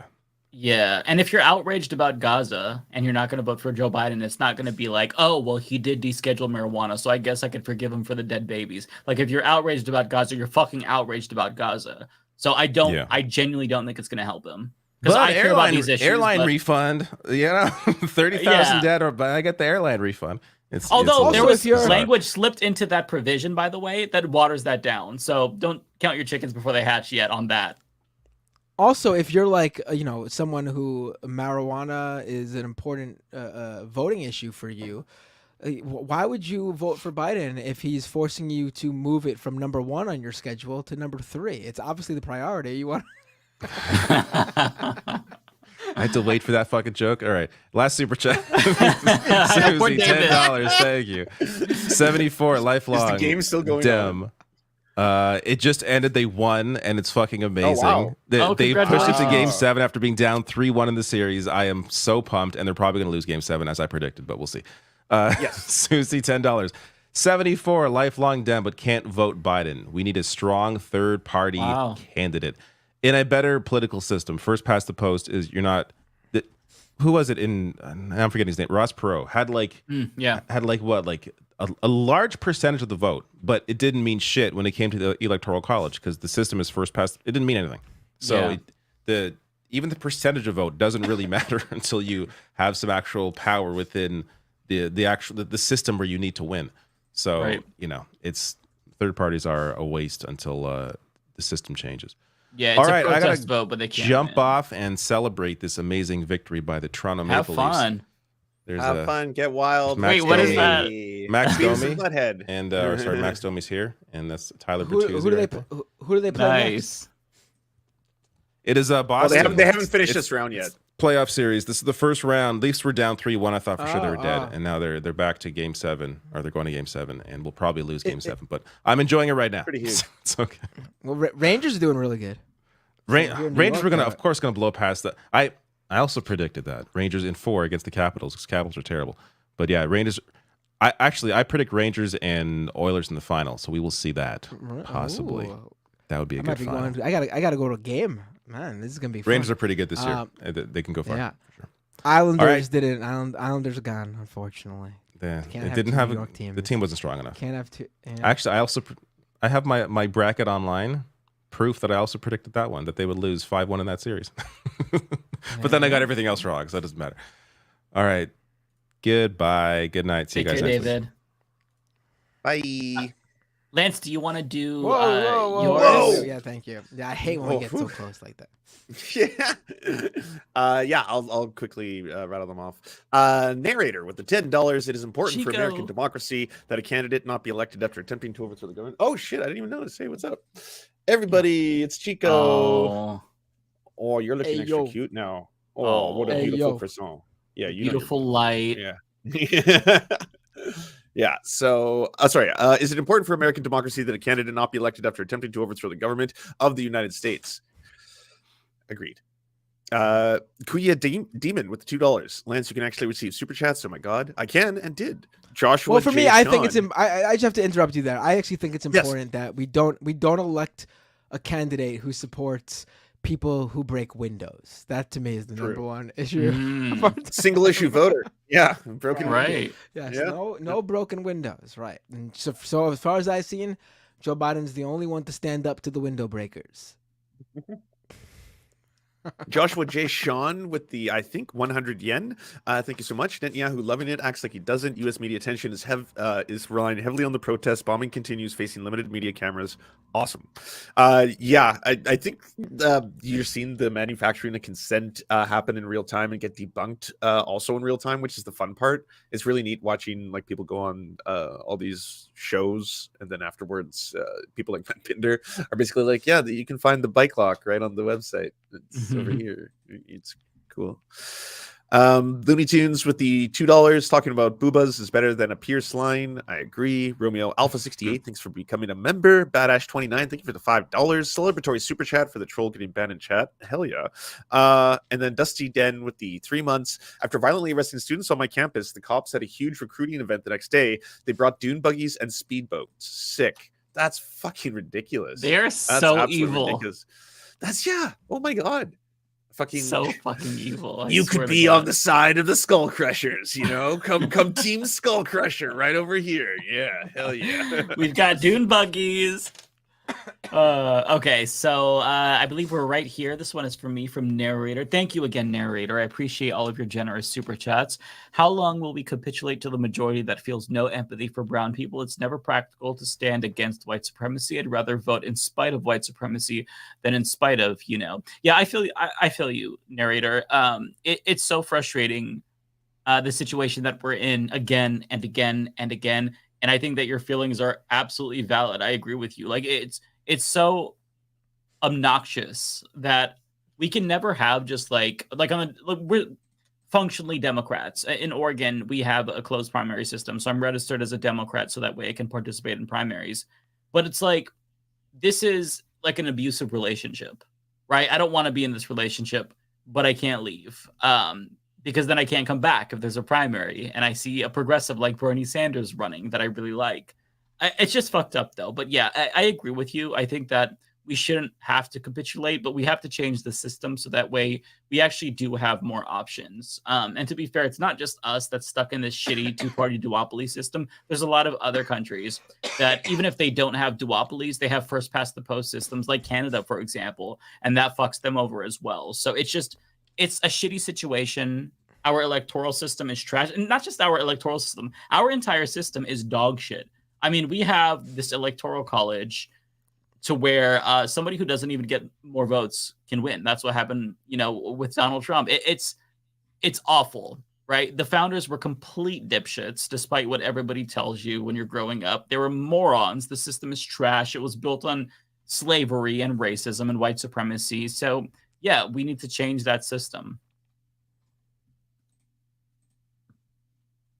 This one is for me. you. The vid. It's DDD David DDD. No, wait, this isn't for me. This is David. This is actually from someone who sent me a super chat, but this isn't the super chat. This is for someone else. Oh, okay. It's not for me, so maybe it was for David, or maybe it's for Rebecca. No, I think this is for David, and he missed it. Watching CNN, Fox, MSNBC side by side at the gym this morning. Same talking points. If you only listen to the audio, you wouldn't be able to tell them apart. Yeah, that's what's really striking, right? All of the media, they're in lockstep in demonizing these protesters. It doesn't matter what you're watching. You wouldn't be able to tell. If you just took quotes and, about the protesters, you wouldn't be able to ascribe who said it to MSNBC, Fox. It's awful. It's making me feel like I'm losing my fucking mind. Yep. Now this one's for me. Fitting that Biden is a fan of Genocide Morning Joe. Yes. Yeah. Butcher Biden. Kuya Demon, $5. Thank you so much. Just upgraded my Patreon membership to you. Oh, that's so nice. Thank you. Hopefully I can make it to your monthly Zoom call. Remember your mental health too, Mike. We care about you. That is so kind. I really appreciate you saying that. I'm perfectly fine, so don't worry about me. Yeah, it'd be nice to see you. For those who don't know, the first Friday of every month, I do a Zoom call with members. And it's always a lot of fun. It goes on for hours and hours, and I have the same people coming for years. You basically, if you're a member, you get to come in after that, even if you cancel, because I have a little Twitter group chat that I add you to, so that way you don't have to keep paying to talk to us every single month, because it's basically the same people. But yeah, it's always really fun, and it's always really nice to see new faces. So I hope to see you there. Even if you just drop in to say hi, that'd be awesome. Okay, so this one is for me, actually. Fiam with $20. I really appreciate that. Wow, that is so generous. I don't have the sound bites, but thank you. Eric Adams himself led the police raid and captured the supreme Hamas elite commander in their 50-mile-long tunnel networks under Colombia. Yeah, he's doing a victory lap. Such a fucking clown. This one was for narrator, but I think that David Dole read it. Yes. So, but thank you, narrator. Okay, this one, Ignar Husky, member super chat. Thank you. I was at Portland State University on May Day, and some agitators walking their dog did the same thing, Mike. It's absurd and frankly was laughable. It was peaceful, by the way. Absolutely. One thing that happens at PSU, for those who don't know, so PSU is kind of, it blends in with the city of downtown Portland, but then you have these park blocks. And then, you know, the classrooms, they're around the park blocks, but then it kind of merges with the city. And in the park blocks, you got a lot of people that just like don't go to the college. They walk their dogs and stuff like that. And so you got like the normies, the people who don't go to school coming through just to like look at the protesters and see the spectacle.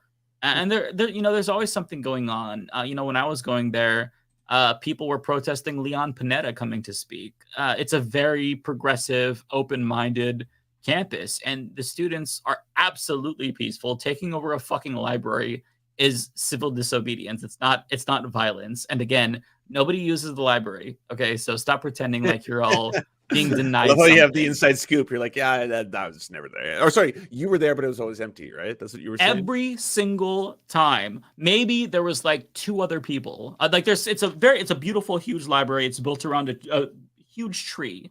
And I would always go up to like the 6th floor to study.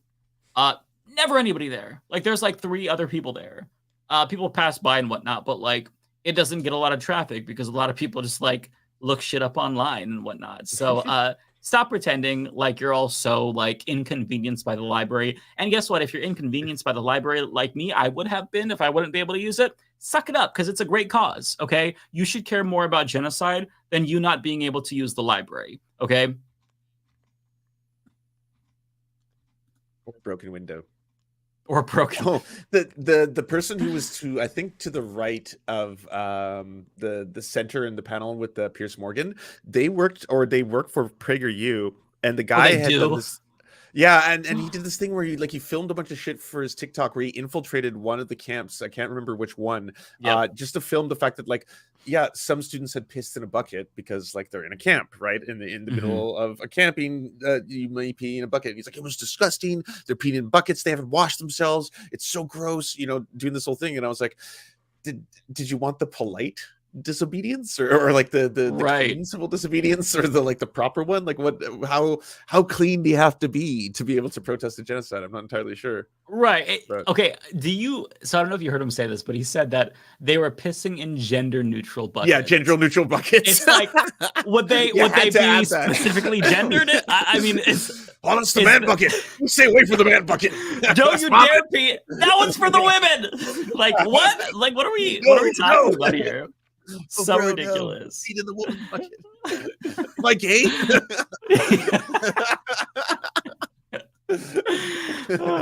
Matt, I think this one is for you, by the way. Kuya Damon with a $10 super chat. I almost sound like a 2016 right-winger criticizing the mainstream media on Gaza.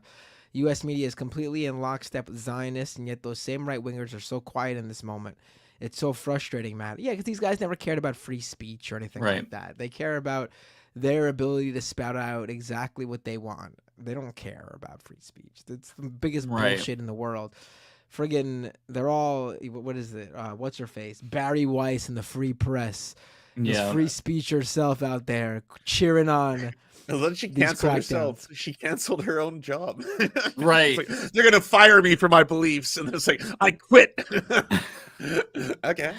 I do. What is funny though is that this hypocrisy of the free speech crowd is leading to some division on the right. I saw Glenn Greenwald actually called out Barry Weiss.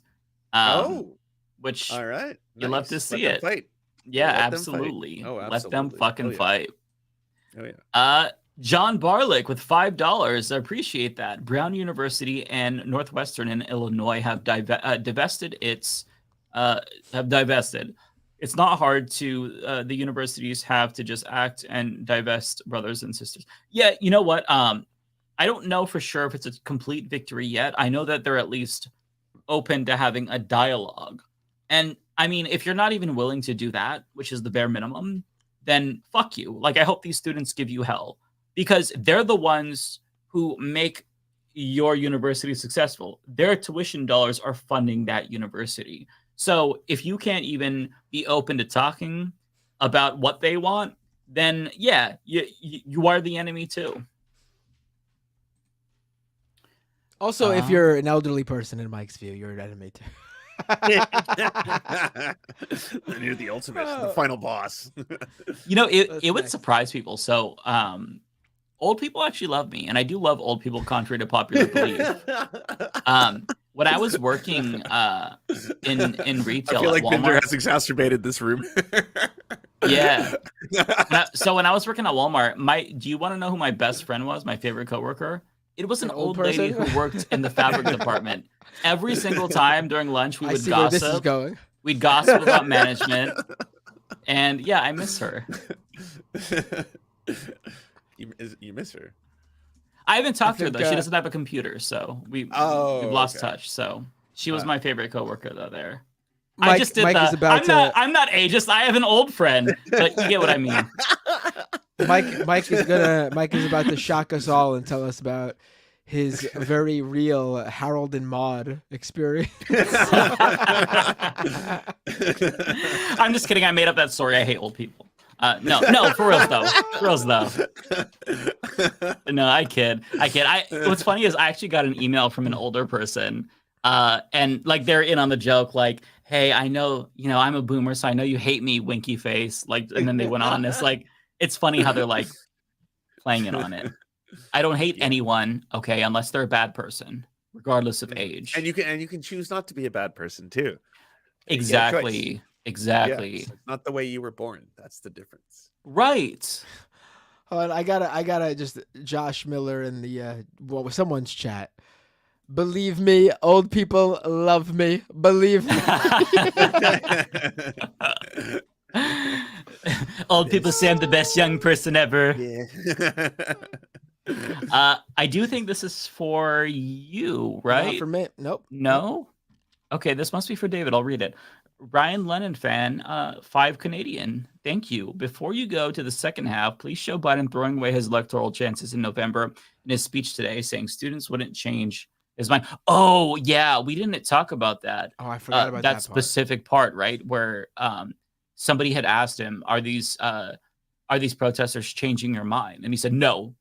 It was just, I don't remember exactly what happened, but it was very, very fucked up. I don't know if you all want to watch the clip and belabor this anymore, but it made me pissed I've off. had enough Biden for the day. That's what I'm feeling too.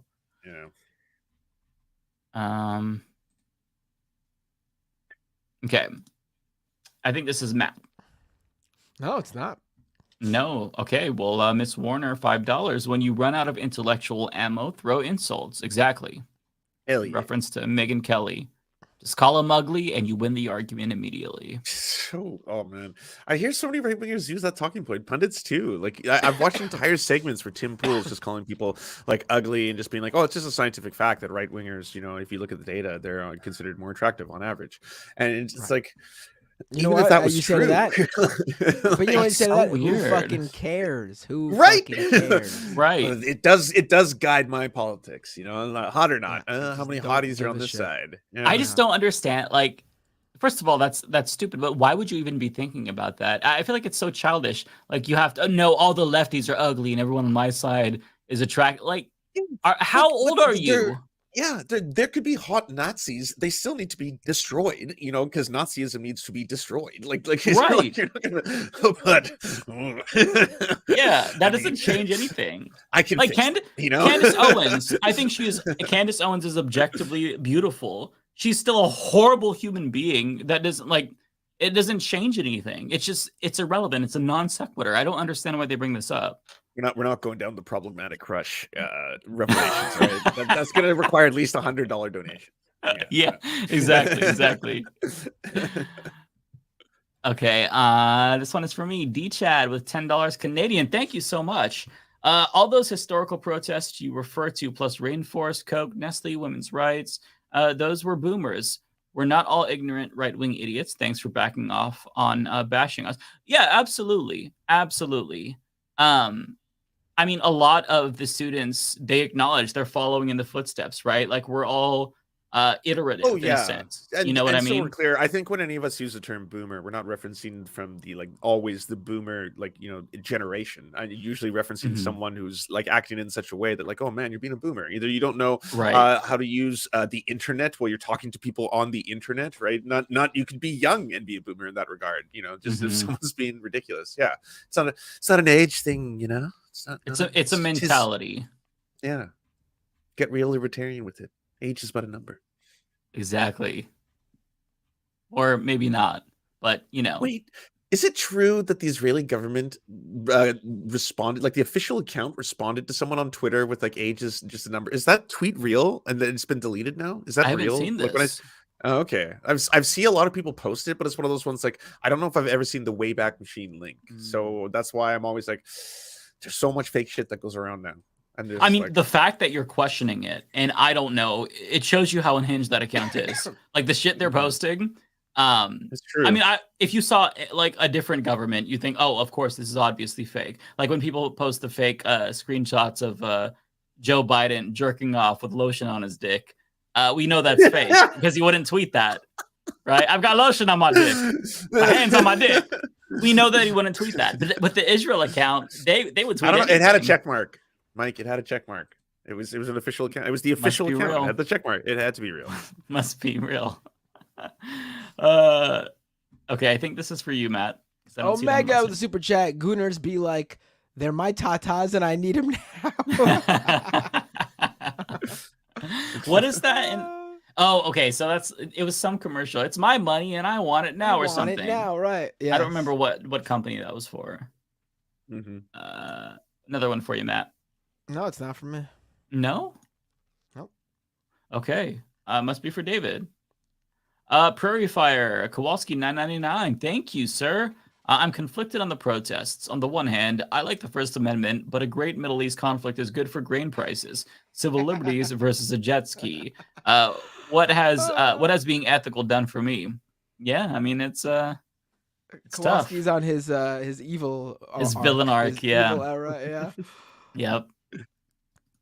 Shami Sengupta with £5. Thank you. Israeli U.S. professor of genocide at Brown University, Omer Bartov, on Democracy Now! Said Zionist students should not be pandered to because they've been propagandized. I have not seen that interview, but it sounds interesting. Let me see. Where are we? Okay. There Jerome we go. Thorpe with a super chat. I'd be happy to purchase a professional protester to speak my voice and risk arrest for me. Where do I send my cash? Yeah, it is the stupidest shit, man. Professional protester. Like, what do they think? Like, seriously, what the fuck do they think? It's so dumb. Such a stupid thought process. They unironically think that people have 9-to-5s protesting professionally. That's what they think. Clocking in at the protest factory. Where are we going today? Okay, let's go ahead. Down on Broadway. We'll be there. I mean, the funny thing is there are obviously non-grassroots, completely astroturfed events and things like that. The funny thing is, like, it primarily happens on the right because the fact is the left's got no money. There's no major organizations on the left. George Soros. That's George what Soros. Yeah, that's what our valuetainment that's our sugar daddy. That's our sugar daddy. That's the only guy we got, right? We all got the check from him. I was watching Majority Report's coverage about this, and they were talking about how what's the guy's name? PBD, Patrick Bet David, him and his little cronies. Yeah. And Tulsi Gabbard was there, and they were talking about George Soros funding the protests. Just like, shut the fuck up. You are so stupid. It is like, and they were like, why would a Jewish guy fund these anti-Semitic protests? And Sam's point was like, yeah, it's almost like it's not happening, right? And of course they're not anti-Semitic, but like, so stupid. Yeah. Oh, this is a really good super chat. It's not for me though. It's not for me either. Well, it must be for David. Free the boobas. I agree. Absolutely. Archangel. Is for you, Matt? Nope. Okay. Archangel. $5. Loved Emma's interview today with Owen Jones. I didn't see this. Okay. It really showed how the media has failed everyone in reporting on Gaza genocide. I'm so sad over this. Absolutely. It is a sad thing. I am going to check out that interview, though, because I do think that it's cathartic to see other people like complain about what I feel frustrated about. I'll check that out. I love Owen Jones, love Emma, so that'll be a banger.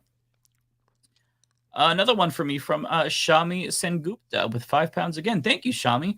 Osmogold's Oh wait! opinion- Oh my God! Something was going on with my I'm sorry. Something was going on with my my super chats. Not loading? Yeah, they weren't loading. I just refreshed. They Oh, were okay. that Kowalski super chat was mine. I'm sorry, Kowalski. Thank you for the $10. The Free the Boobas one from Looney Tunes was mine. Oh, okay. That's so weird that it wasn't showing. I want to refresh again and make sure we got everybody's. What the hell? Well, Sorry, Shami everyone. says I appreciate it. we're still reading them though, so it's okay. Osmongold's opinion of the campus protest is dog shit and propagandized. Tonight, Hassan was so gently bad. explaining to him why the students are righteous. I really want to watch that. I'm gonna have to check that out because I think what Asmongold has been doing is genuinely grotesque, and then to have seen him go onto Hassan's thing to be like, everyone is like calling me a fascist. I don't understand. Like, I just feel that, like, you know, if you're at a school, the school has a right to kick you off, and the cops have a right to like do what they did. If you're like, they were spraying, you know, fire extinguishers at the police, and so blah blah blah. And then like Hassan was very calmly and very politely trying to be like, they were firing rubber bullets at students. These are protesters. Like this should scare you to your core, kind of shit, right? Right. Yeah, it's honestly, it's disgusting the shit that he's putting out. And like for him to have said, like, you know, well, fair enough, I didn't know a lot about any of this kind of stuff, then why are you making videos? He's like, he made a video where he was reacting to Hassan going on Piers Morgan to make fun of him the whole time. And then he's made that other video where he's basically fucking soying out to the cops at UCLA, just being like, whoa, yeah, fucking look at them, fuck around and find out, oh, you know, all that kind of stuff. Like this is fucking disgusting. If you don't know anything about this, don't make content on it. And then once you do learn about it, maybe say something. Use your platform for good for a fucking change, you know? Honestly, it's scum fuck behavior. So detestable. And also, I was literally like nauseous because somebody posted a picture of his blood wall.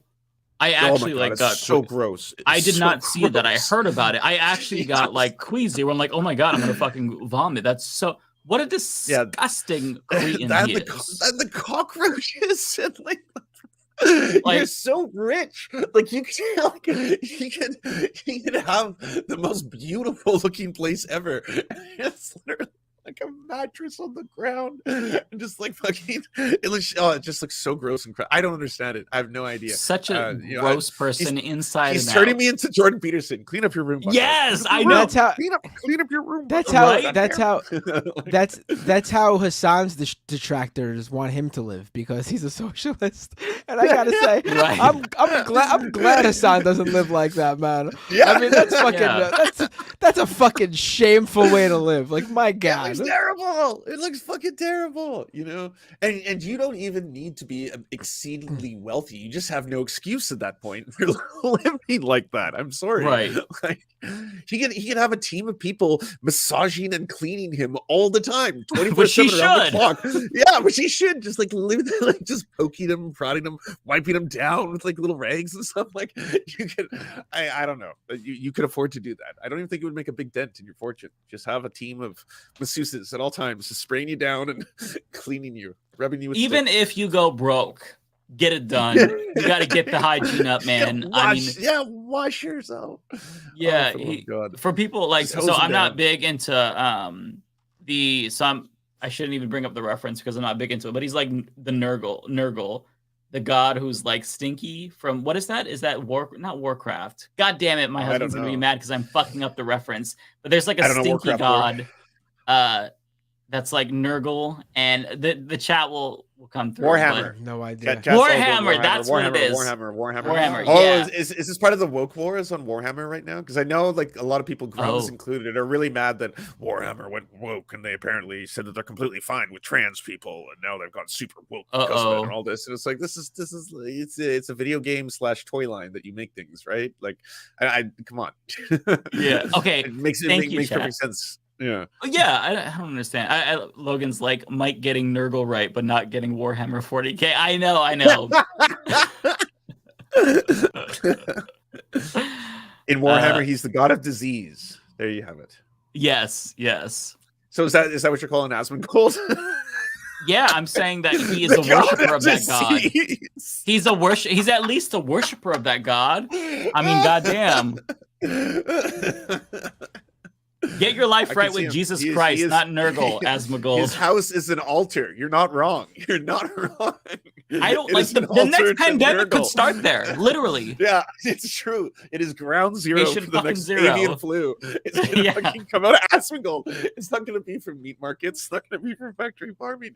It's Asmongold. It's gonna plague it. He is going to spread a plague upon this land. Oh my god. Fuck. I've literally never been that grossed out by a fucking picture on the internet. It's in the Bible. So goddamn gross. Holy shit. Okay. I think this one is for me. Thank you, Chris Corcoran, for the $5. At this point, how would Kamala fare in the election compared to Biden? I feel there's no saving Joe, and he'd be better off resigning, in my opinion. I honestly think Kamala would do better. I honestly do think that she would do better. She's hated. She is hated. Yeah. It's just a matter of like who has pissed off young people. If she did a couple moves, because she's already done the whole kind of like, I didn't think it was an ascension to power, but she did that whole like she stood up and she was like, we're calling for a ceasefire for 6 weeks, you know, but nothing really came from that. But like I was like, oh shit, is this Game of Thrones? I see before. Right. Is she trying to ascend? Is that what's happening right now? You know? That same week there was the leaked story that somehow got out about how, oh well, you know, she doesn't take responsibility for this. She would have done things differently than Joe Biden. That's true. I do remember that. Yes. Yeah. That also came around the same time. Yeah. That felt like a couple chess pieces. Here's how bad things are. I'm fucking turning into a K hive. You know, part of me is like, I think we all need a Mamala. Will you be our Mamala, Kamala? Oh my god. Mamala Harris. It's fucking cringe.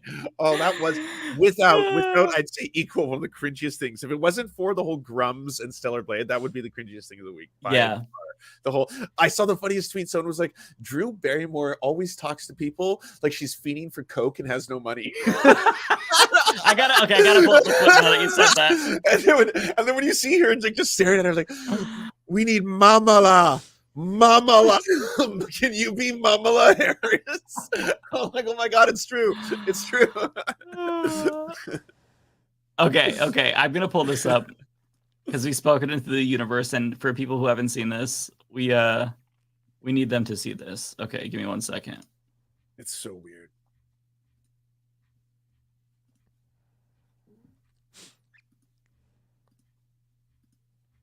I keep thinking in my head that we all need a mom. I've been thinking that we really all need a tremendous hug in the world right now. Yeah. But in our country, we need you to be Mamala of the country.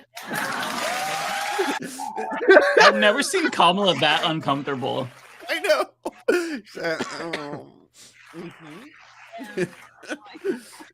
Oh, Drew, stop. A woman who respects so much and wants to share and wants to be confident and has no ounce of me that has competitiveness. Yeah. When we lift each other up, we all rise. That's exactly right. Drew. That's right. That's right. Oh, listen, I've never felt sorry for Kamala before until I saw this clip. I genuinely feel for Kamala. I felt maybe that was the whole point of it. Maybe it's like, how can we humanize Kamala Harris to a lot of people who hate her? Oh, they're using reverse psychology. Yeah, and it's working. Drew Barrymore at her, right? Drew Barrymore at her. That'll make the world. Yeah, make it so cringe. Yeah. Asa Rosa with $5. Thank you, Asa. I told the Vanguard, and now we'll tell you guys another Boeing whistleblower was whacked. I saw that. I mean, this is just how America operates now. I guess so. Corporations can just whack off fucking. Oh man, that's wild. That's wild. Apparently, that's the kind of stuff that you hear about, like coming from Russia. Like, oh, he got poloniumed. Oh yeah, he got what's defenestrated or whatever. Like the act of being killed by being thrown out a window. You're like, yeah, I mean, that's Russia. That's like, where we're at. America's like, nope, dead. What were they saying? That he had like a respiratory infection or something like that? Something like that. Mysterious, isn't it? Strange. I'm sure it's a coincidence. Okay. Yeah. I'm not, Yeah, of course. Yeah, I mean, these things do happen randomly. They do. Twice in the same year. Oh man, it's such a wild story too, because it's one of those things where like, and then there's the right who made the whole thing even worse by just going real racist with it. They're just like, yeah, this is because of black people. I'm like, no, it's fucking not. If anything, this is very powerful, rich white CEOs deciding, hey, it's in our best interest to make this guy disappear. It's like, yeah, he sleeps with the fishes, kind of thing. Like, oh yeah, all right, they're just whacking off. All right, cool. God. Yeah. I know they scapegoat black people for literally like everything. It's fucking wild to me. It's so nuts. 0PE $4.99. Thank you. Thank you all for going in on Dana Fash. Yeah, that's a good name for her. I can't stand her fascist ass. I personally think she is one of the worst ones on that dog shit channel. Honestly, yeah, I always kind of viewed her as just like kind of milquetoast, not really offensive, not inoffensive. But after this, she's like one of the worst because she has been so shameless in her lies. So yeah, I'll be paying closer attention to her. She's on my radar. That was just irredeemable in my opinion. True. This one is for Darnell Henriquez saying, no, I meant rest in peace. So this must be in reference to an older super chat. Let me just scan through mine really quick. I don't remember now.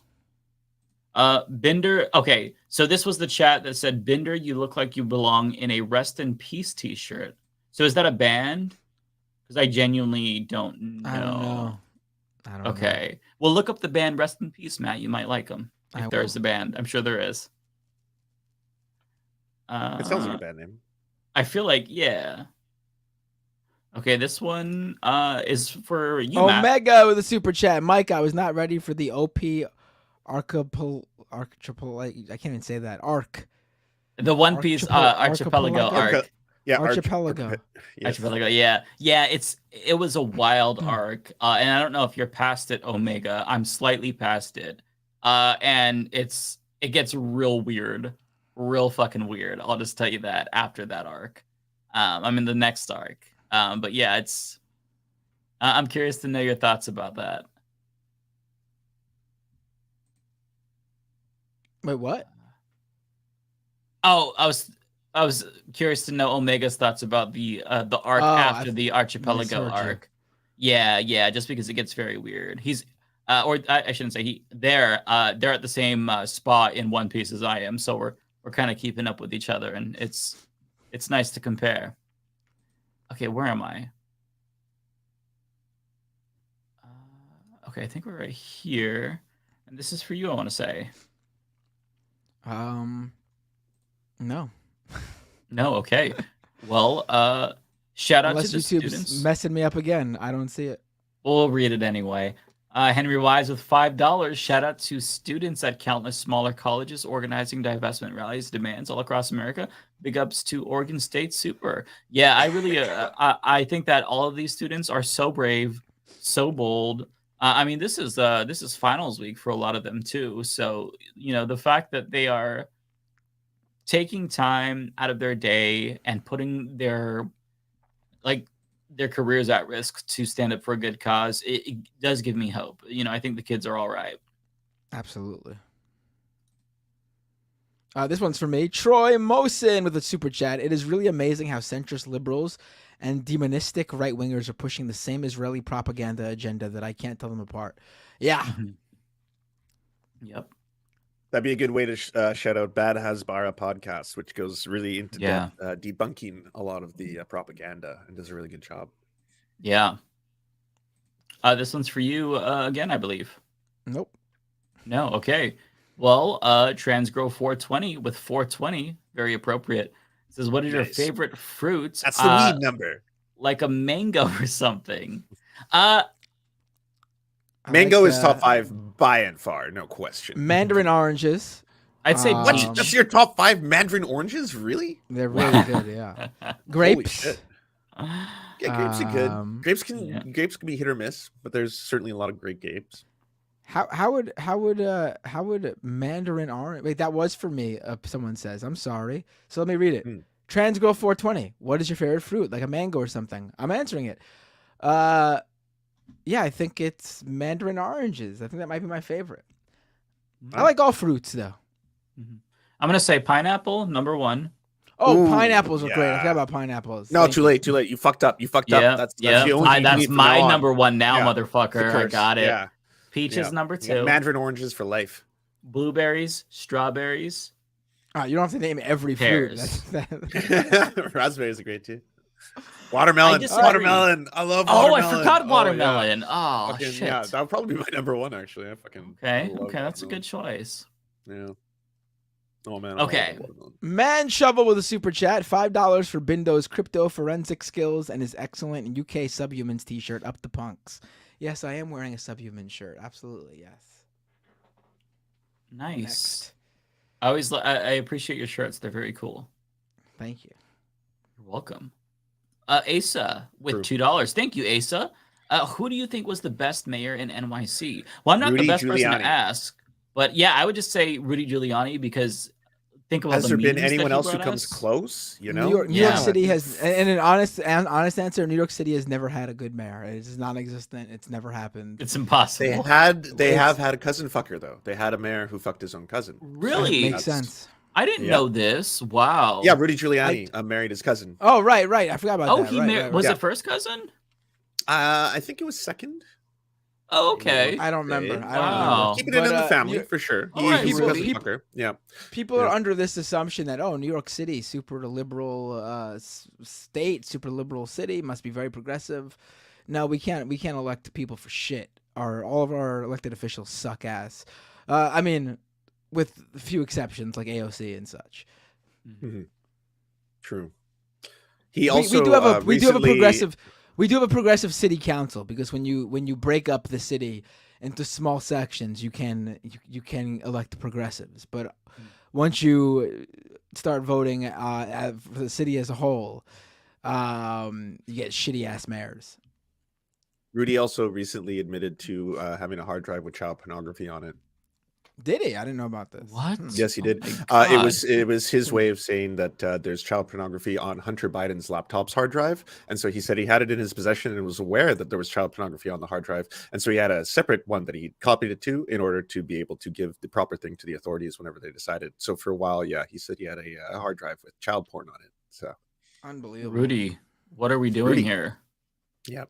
His family needs to rein him in. Mm-hmm. His cousins especially. Yes. His cousin wife. Nascent Complacence with $4.99. Thank you. I'm so torn between being super encouraged by the increasingly visible support for Palestine and super concerned by the chilling of free speech. Yeah, I think that those mixed feelings are justified right now. It's a good instinct to focus on the good and try to see the positives. But yeah, I agree with you. With every single issue in this country, we take a step forward, 2 steps back. But yeah, I feel you right there.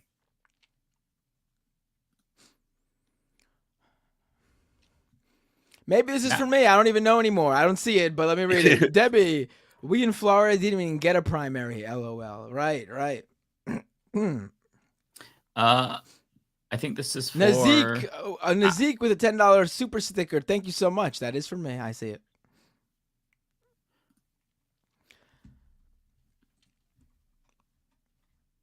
Not for me, but I'll read it if it's not for you. Awesome Possum with a super chat. Did any of you dorks see Civil War? How was it? We discussed this a lot actually already. Civil War. I did not see it. It was bad. It was bad. I'm not gonna. I will watch it when it comes to streaming. I'm not gonna go out and see any movie that credits Andy. Yeah, so I've seen a random copy accidentally. Just I wasn't trying to look at it, but it just appeared. Sometimes it happens. When I was looking. Yeah, sometimes we just randomly fall into one. So I just wanted to know what it was all about and talk about one of the most bizarrely cowardly moves to come out of an otherwise incredible fucking writer. I just don't understand where it came from to think okay, I'm going to read the moments and I'm going to do something that really speaks to this moment in history. And this is an important thing. And then people should actually speak about this topic while saying nothing about it. Yep. It's the apolitical, super political movie. And I'm astounded by that, and it goes through it goes through such difficult lengths to both be and seem really impactful while being worthless It's so weird that way. Yeah, it's such a missed opportunity because I think that the scenes were just really gut wrenching. Violent, gut wrenching, well shot, well acted, but well acted for what? Characters I cared nothing about at any given time in that movie. Everyone could have exploded. Like at any point, it's like, oh, whoa, they all exploded. Nothing has changed for me whatsoever in terms of my enjoyment or experience. Right. So imagine if there was a message coupled with that imagery. Like he could have actually said something, but he didn't. He said jack shit. With that score and cinematography, it's so beautiful how it's shot at times, and it's again worthless. It's like derived. Like sorry, it's sorry, I did. Yeah, no, I felt the same exact way. Than I should be about it. Some liberal ass shit, and he was on the Pod Save America podcast. I think scolding the left. It's like, oh, I know you're a fucking spineless liberal. Fuck you and fuck your dumbass movie. You took all that talent, great acting, and you wasted it because you're a pussy. And he's still such a great writer too. I don't understand. He is. It's like so bizarre. I am extremely excited to see a new film this weekend. I saw The TV Glow at Night. It is a film that is written and directed by a non-binary individual, and apparently it's going to be one of the greatest horror films of the year, and it looks incredible. The entire soundtrack is supposed to be original and amazing, and A24 is releasing it, so when it got the A24 backing, it's supposed to be really, really good. So I saw The TV Glow. Watch the trailer. It looks hauntingly amazing.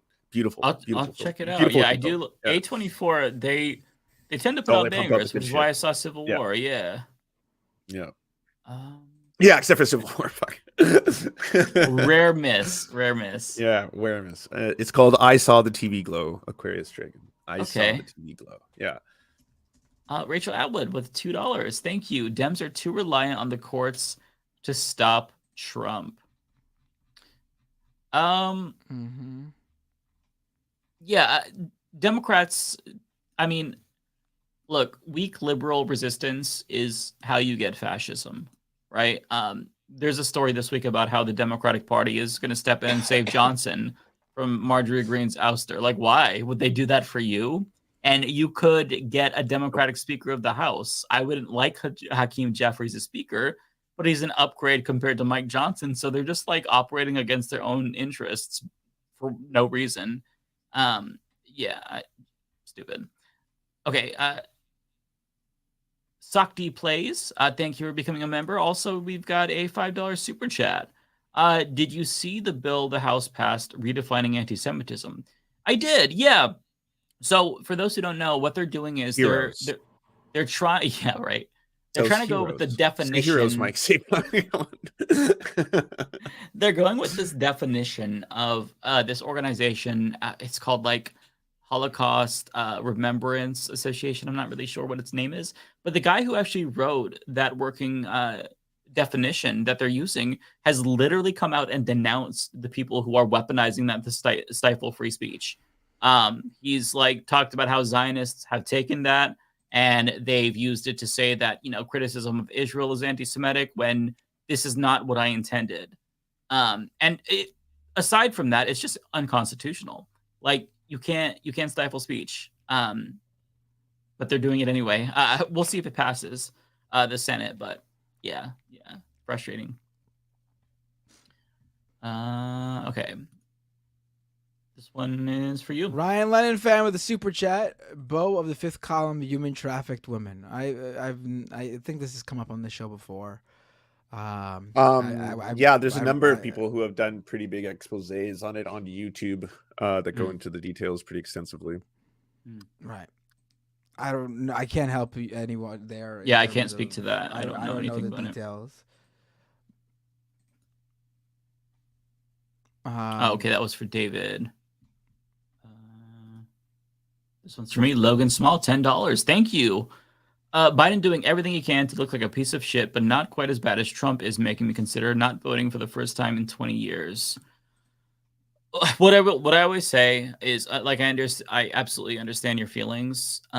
Rather than not voting at all, I would still recommend you vote because there are local issues and sometimes ballot issues that are really important. So if you don't want to, check the box on the top of the ticket, I totally understand you, but still consider coming out to vote for down ballot progressive candidates and any ballot issues that are important because you don't want to cede ground on those areas too. So, but yeah, your feelings are valid and justified. It's a very fucked up situation. Asa with $2 says, I'm pissed that some people think we can survive Trump. Yeah, my feelings on that are a little bit complicated. Not because I disagree, but because I think that when it comes to Trump, yeah, I think that technically we could survive as a country, but it would be a different country. I think that it would be at least the start of our real decline into illiberalism. And I think more so what I'm concerned about, because the Trump era will come to an end at some point, I'm concerned about like the next iteration of Trump and how the Republican Party develops further into authoritarianism. Because even though Trump is going to be more effective in a second term because he's learned from the first, I still think that a different Republican will be able to get more done than Trump in terms of fascism. But like either way, we're on that slow march towards fascism regardless. When Biden is president, we're still marching there, right? We're just doing it slower. When Trump's there, we march there a lot faster. I think like the next 10 years or so are going to be really crucial for the country in determining our trajectory for like the rest of our lives.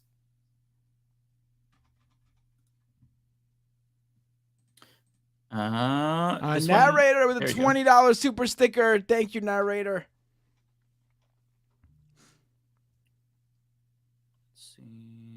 Okay. This one is for you, I believe. Guamu with a super chat. 200 Mexican pesos. Nice. I often hear leftist mafia complaining how awful toxic X Twitter has become.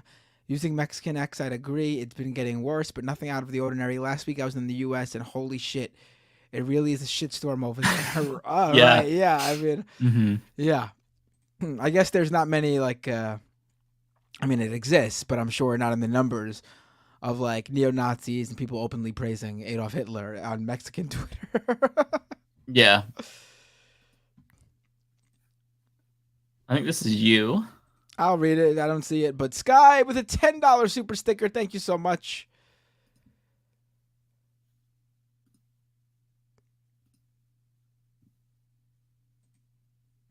It's not for me, but I'll read it too because we gotta. I want to get out of here. I'm tired. Yeah. James, do we like Daily Zeitgeist and Behind the Bastards? I'm not familiar with Daily Zeitgeist, but Behind the Bastards love is good. Behind yes. the Bastards. Oh yeah. That sounds familiar, but I'm not like Robert Evans' podcast where he basically, as the tin describes, you get what you pay for. It's him describing bastards throughout history. The history's most famous bastards. Everyone from Elon Musk to Rupert Murdoch to you name it. There's that sounds good. Bastards on it. Fat Bastard from Austin Powers. Of course. Go ahead. Continue. ABS, Anonymous Bastard of Society with $5. Thank you so much. Got fired from Walmart last Sunday. Oh, I'm sorry. Also, my favorite mobile game shut down. Damn, double punch. Do you guys think that Trump is going to jail? Probably not. Not if he becomes president. That's for sure. Especially that, yeah. If he becomes president, he's going to be pardoning himself. Yeah. Yeah, Supreme Court's already been like, yep, you're set up. You're good to go. You can part of the law. Reagan in the money with a super chat. How did you send $5.03? I've never seen that before. You could send 3 cents. Weird. Even shitlibs can't answer this. What's going to be your enforcement mechanism for silencing dissent? College kids get the rope. What's the play? I mean, they're going to keep beating and tasing and pepper spraying and doing everything outside of killing them. If a kid does die, like has already happened before in U.S. history, like look at Kent State, I think that will, of course, make things accelerate everything.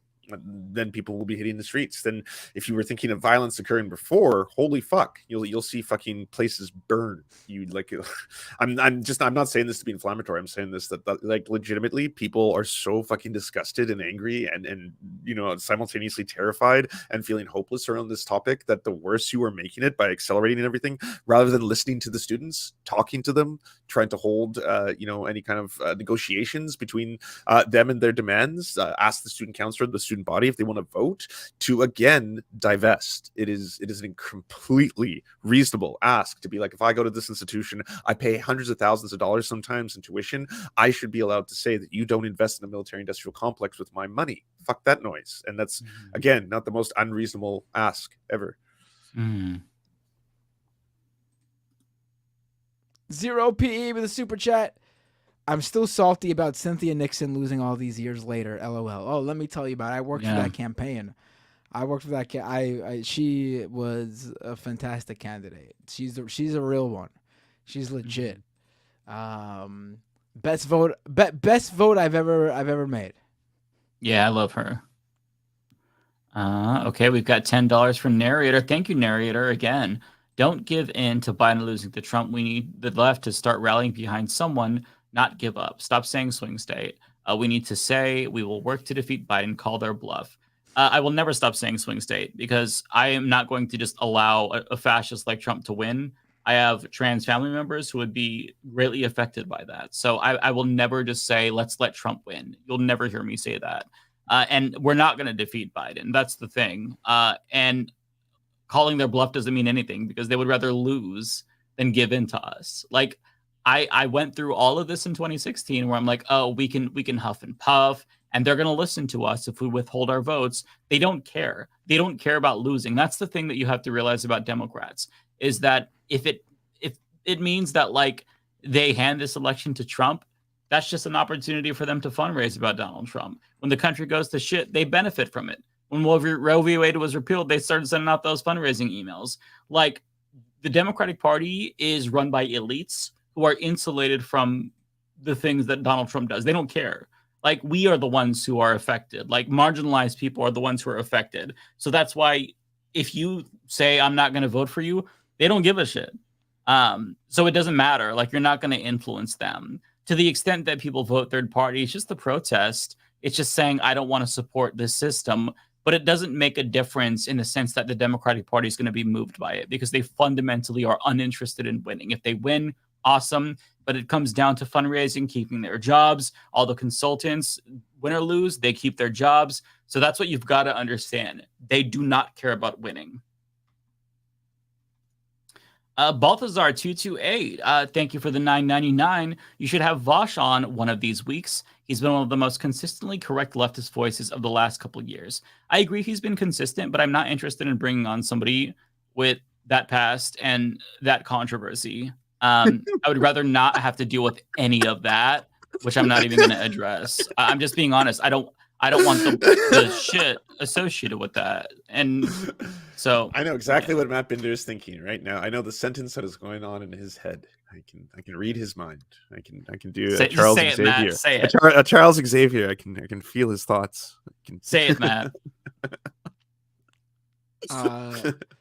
What? I'm sorry. I'm so tired. I fell asleep. What's going on?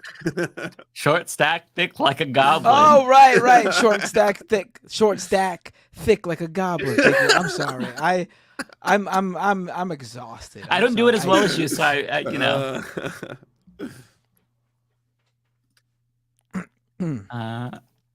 This one's for you. Daniel Capon with a super chat. Please discuss Kenny Klippenstein leaving The Intercept.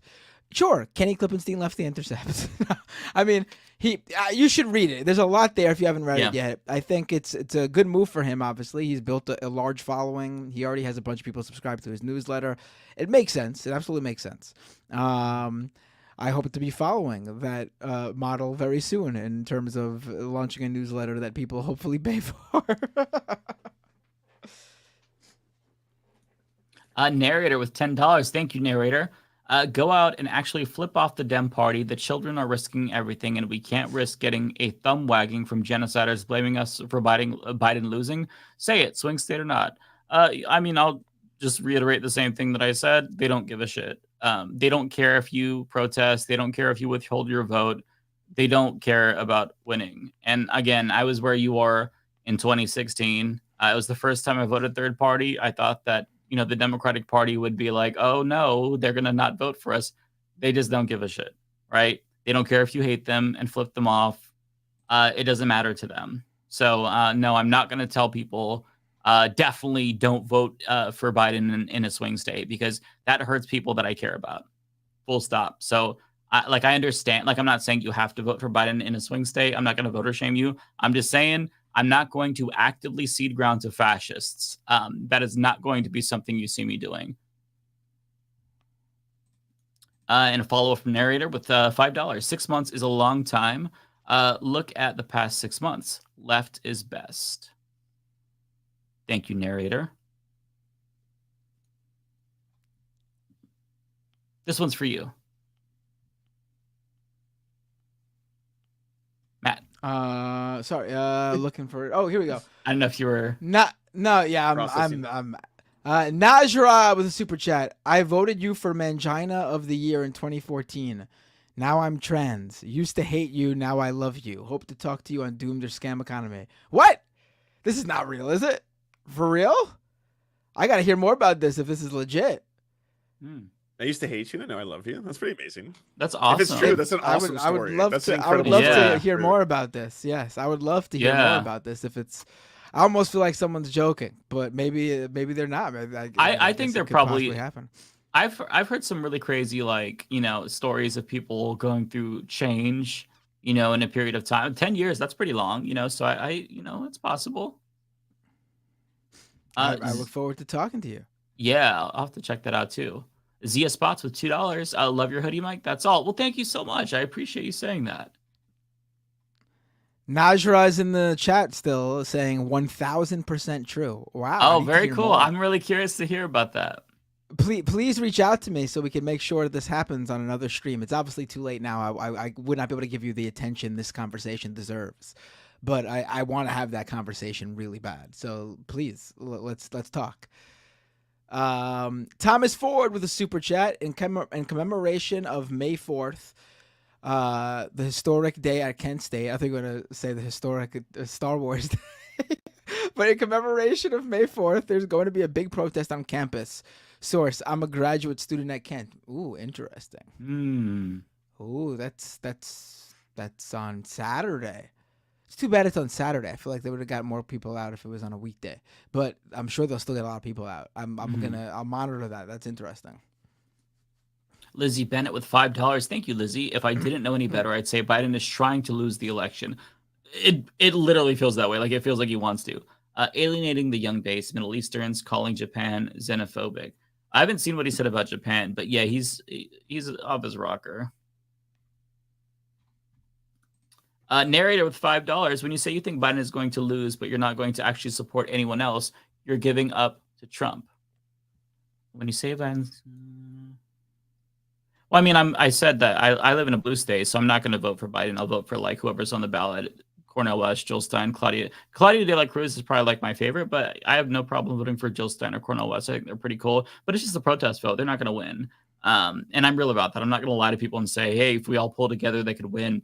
If that were true, it would have happened, in 2016. It would have happened when Ross Perot was running. It would have happened in 2000, with Ralph Nader. It's just, we have to change the system. But yeah, narrator. And I think that your frustration is absolutely valid, by the way, not to like placate you or blow smoke up your ass, but I feel what you're saying. Like, it's your instinct is right to be outraged by genocide, but you just have to know the limitations of our system. Our system is fucked beyond repair, and there's nothing that we can do to, move the Democrats, at least when it comes to voting. The only way that we actually make a difference is if we get electoral reform, which is hard, but still possible. We just have to have people in Congress that push it. And there is, what was it, Donald Byers Jr. maybe? He actually had a bill that would have done nationwide gerrymandering reform, first past the post, and more importantly, he would have made our system more proportional to the extent that you can make a presidential type system proportional by making it so that way we increase our district magnitude from 1 to 3, meaning that rather than us just voting for like one representative, we could vote and 3 of them get elected. So that way, maybe you get a Democrat, a Republican, and like a Green Party member. Like, these are small things that we can do to make a difference. And that's what I really push people to do. And there are organizations, by the way, that are trying to reform the system, whether it's like through ranked choice voting or other means. And I think that those efforts are really what the third party movement should support. Like, I'm not saying you can't support a third party movement, but like the ultimate goal is to make these candidates viable. And so like supporting electoral reform should be a really huge priority for folks. Okay, last one, Rachel Atwood with $2. How long until Pelosi retires already? Vegas odds. I think she's not going to retire. I think she's probably going to stay there until she can't any longer physically. That's my guess. Let's raid not even a show. Hold on, really quick. Oh. Hassan Superfan subscribed for 1 month at Tier 1 over on Twitch for me. Thank you so much. And got another raid from Megan Anaconda a little bit ago, or Mega Anaconda a little bit ago. Thank you so much. All right, who are we rating? Not even a show. Not even a show. Love they're them. an awesome. They're an awesome show that does pranks on people like Rudy Giuliani, who we were talking about before, and Alex Jones. All right, bye, fam. But wait, don't do we gotta do it all at the same time? Wait, no. Why are you? All right, I started it. Hold on. Hold on.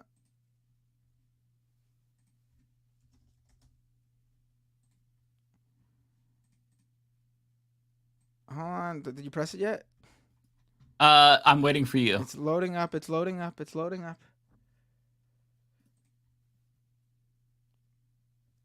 Oh.